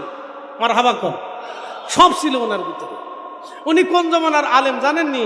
হযরত ইমাম হুসেইন রাদিয়াল্লাহু আনহু যে সময় কারবালায় শহীদ হন, সেই সময় উনি কুফাতে ছিলেন, বসরাতে ছিলেন। তাহলে এবার বুঝেন উনি কোন জামানার। উনি তাবিঈ। যারা বলেন উনি কি? তাবিঈ। উনি সাহাবীদেরকে দেখছেন, সাহাবীদের ছাত্র। একসাথে বলবেন না মারহাবা। হাসান বসরি, ওনার কথা বলে শেষ করব। রাত 2 ঘন্টা আলোচনা চলতেছে, বাপরে বাপ, অনেকটাই। 2 ঘন্টা রানিং চলতেছে। আপনারা আইছেন কিন্তু পরে আইছেন, আগে আসেন না। ওনার একটা কথা বলে শেষ করে দিচ্ছি, ও আজ আমার শেষ। হাসান বসরি রহমতুল্লাহ আলাইহি তিনি হুজরা শরীফে আছেন। এমন সময় এক মহিলা আসছে, লেখছেন কে? আল্লামা ইমাম সাখাবী আল কাউলুল বদির মধ্যে লেখছেন এই ঘটনা। এক মহিলা এসে বলতেছে, হুজুর আমার মেয়ে সকালে মারা গেছে, জোহরের পরে জানাজা করছি, আসরের পরে আপনার কাছে আসছি, আপনি একটু বলে দেন আমার মেয়েটা জান্নাতি নাকি জাহান্নামী। হাসান বসরি রহমতুল্লাহ বলতেছে, মারে তোমার মেয়ে জান্নাতি নাকি জাহান্নামী আমার বলা লাগবে না, তোমার একটা আমল বাতলাই দেই, রাত্রিবেলা তুমি নিজেই দেখবা। না, জোরে জোরে জোরে জোরে জোরে, তোমার একটা আমল দিয়ে দেই। কি দিয়ে দেই? না, জোরে বলেন, কি দিয়ে দেই? আমল দিয়ে দেই, তুমি রাত্রে দেখবা, তুমি নিজেই দেখবা। হযরত হাসান বসরি রাহমাতুল্লাহ আলাইহি মহিলাকে বলে দিলেন, মা তুমি রাত্রিবেলা চলে যাও, যাওয়ার পরে এশার নামাজ পড়বা, এশার নামাজ পড়ে 4 রাকাত নফল নামাজ পড়বা। কয় রাকাত? 4 রাকাত নফল নামাজ পড়বা। প্রত্যেক রাকাতে সূরা ফাতিহার সাথে সূরা তাকাসুর পড়বা। আলহাকুমুত তাকাসুর হাত্তা যুরতুমুল মাকাবির। এই সূরা তাকাসুর পরে তুমি রাত্রিবেলা ঘুমাইবা। রাত্রিবেলা ঘুমানোর আগে তুমি তাসবিহ হাতে নিয়া দুরূদ শরীফ পড়তে পড়তে ঘুমাই যাবা। ওগো মা, রাত্রিবেলা আমার আল্লাহ তোমাকে দেখাবে তোমার মেয়েটা জান্নাতি নাকি জাহান্নামী। মহিলা বাড়ি চলে গেলেন। রাত্রিবেলা যাইয়া উনি এশার নামাজ পড়ে 4 রাকাত নফল পড়লেন। সূরা তাকাসুর দিয়ে নামাজ শেষ করার পরে তসবিহখানা হাতে নিয়া এই মহিলা দুরূদ শরীফ পড়তে পড়তে রাত্রিবেলা ঘুমিয়ে পড়লেন। স্বপ্নের ঘরে দেখতেছেন তার মেয়েটা জাহান্নামের লেলিহান শিখার ভিতরে দাও দাও করে জ্বলে। আর ডেকে ডেকে বলে, মা, ও মা, আমি জাহান্নামের মধ্যে চলে আসছি। মা গো, আমার অপরাধের জন্য আল্লাহ আমাকে জাহান্নামের মধ্যে পাঠিয়ে দিয়েছে। মারে, আমি বিপদগ্রস্ত, আমাকে উদ্ধার করো। এইভাবে মেয়েটা কান্নাকাটি করতেছিল। সকালবেলা ফজরের নামাজ পড়ে মহিলা কাঁদতে কাঁদতে হাসান বসরি রহমাতুল্লাহ আলাইহির দরগায় আসছে। আসার পরে বলতেছে, হুজুর, আমার মেয়েটা জাহান্নামের মধ্যে আছে। আপনি আমল দিয়েছিলেন, আমল করার পরে আল্লাহ আমারে রাত্রিবেলা দেখাইছে আমার মেয়ে জাহান্নামী। হুজুর গো, আমি কি করতে পারি? হাসান বসরি বললেন, মা, তুমি বেশি বেশি করে তোমার মেয়েটার জন্য দান সদকা করো, দোয়া করো। বাকি আল্লাহর ইচ্ছা, দেখা যাক আল্লাহর পক্ষ থেকে কি ফয়সালা হয়। পরের দিন রাত্রিবেলা হাসান বসরি রহমাতুল্লাহ আলাইহি ঘুমাইতেছে। স্বপ্নের করে দেখতেছে আল্লাহর বেহেশতের ভিতরে একটা সুন্দর মেয়ে আল্লাহর জান্নাতের উচ্চ মাকাম দিয়া ঘুরে ঘুরে বেড়ায়। ছোট্ট মেয়েটাকে ডাক দিয়ে বলতেছে, মা, তুমি জান্নাতের ভিতরে কিভাবে ঘুরে ঘুরে বেড়াও? জান্নাতের এত নাজ নিয়ামত কেমনে পাইছ? মেয়েটা ডাক দেখা, হুজুর, আপনি কি আমার চিনেন নাই? আমি সেই মেয়েটা, যেই মেয়ের খবর জানার জন্য আমার মা আপনার কাছে গিয়েছিল।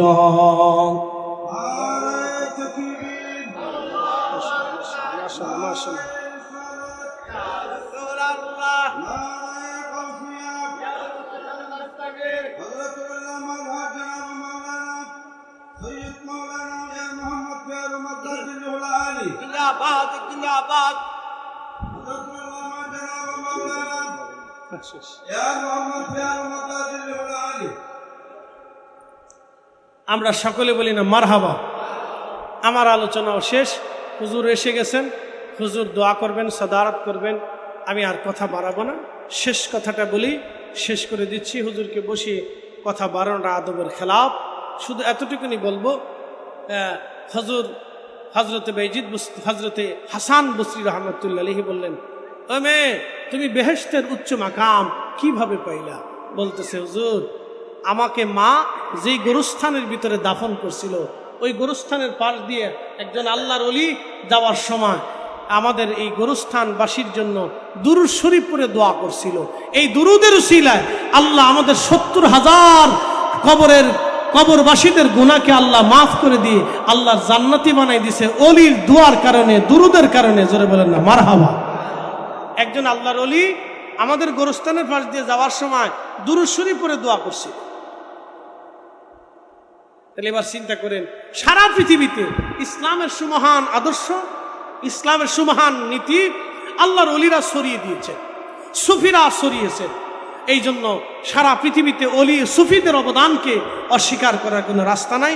সুফিদের কাছে যেই বিদ্যা আসে, এই বিদ্যাটা ইলমুল কালব হয়ে আসে। এই বিদ্যাটা আমাদের দুনিয়ার কোনো পাঠ্যপুস্তকের ভিতরে খুঁজে পাবেন না। আচ্ছা, আমি আপনার এই কথা অনেক কিছু বুঝবো না, কারণ আপনাদের আঞ্চলিক বিষয়। এটা অনেক কথা, কি লেখছেন, অনেক বড় চিঠি, এগুলো পড়তে গেলে, দিতে গেলে সময় যাবে।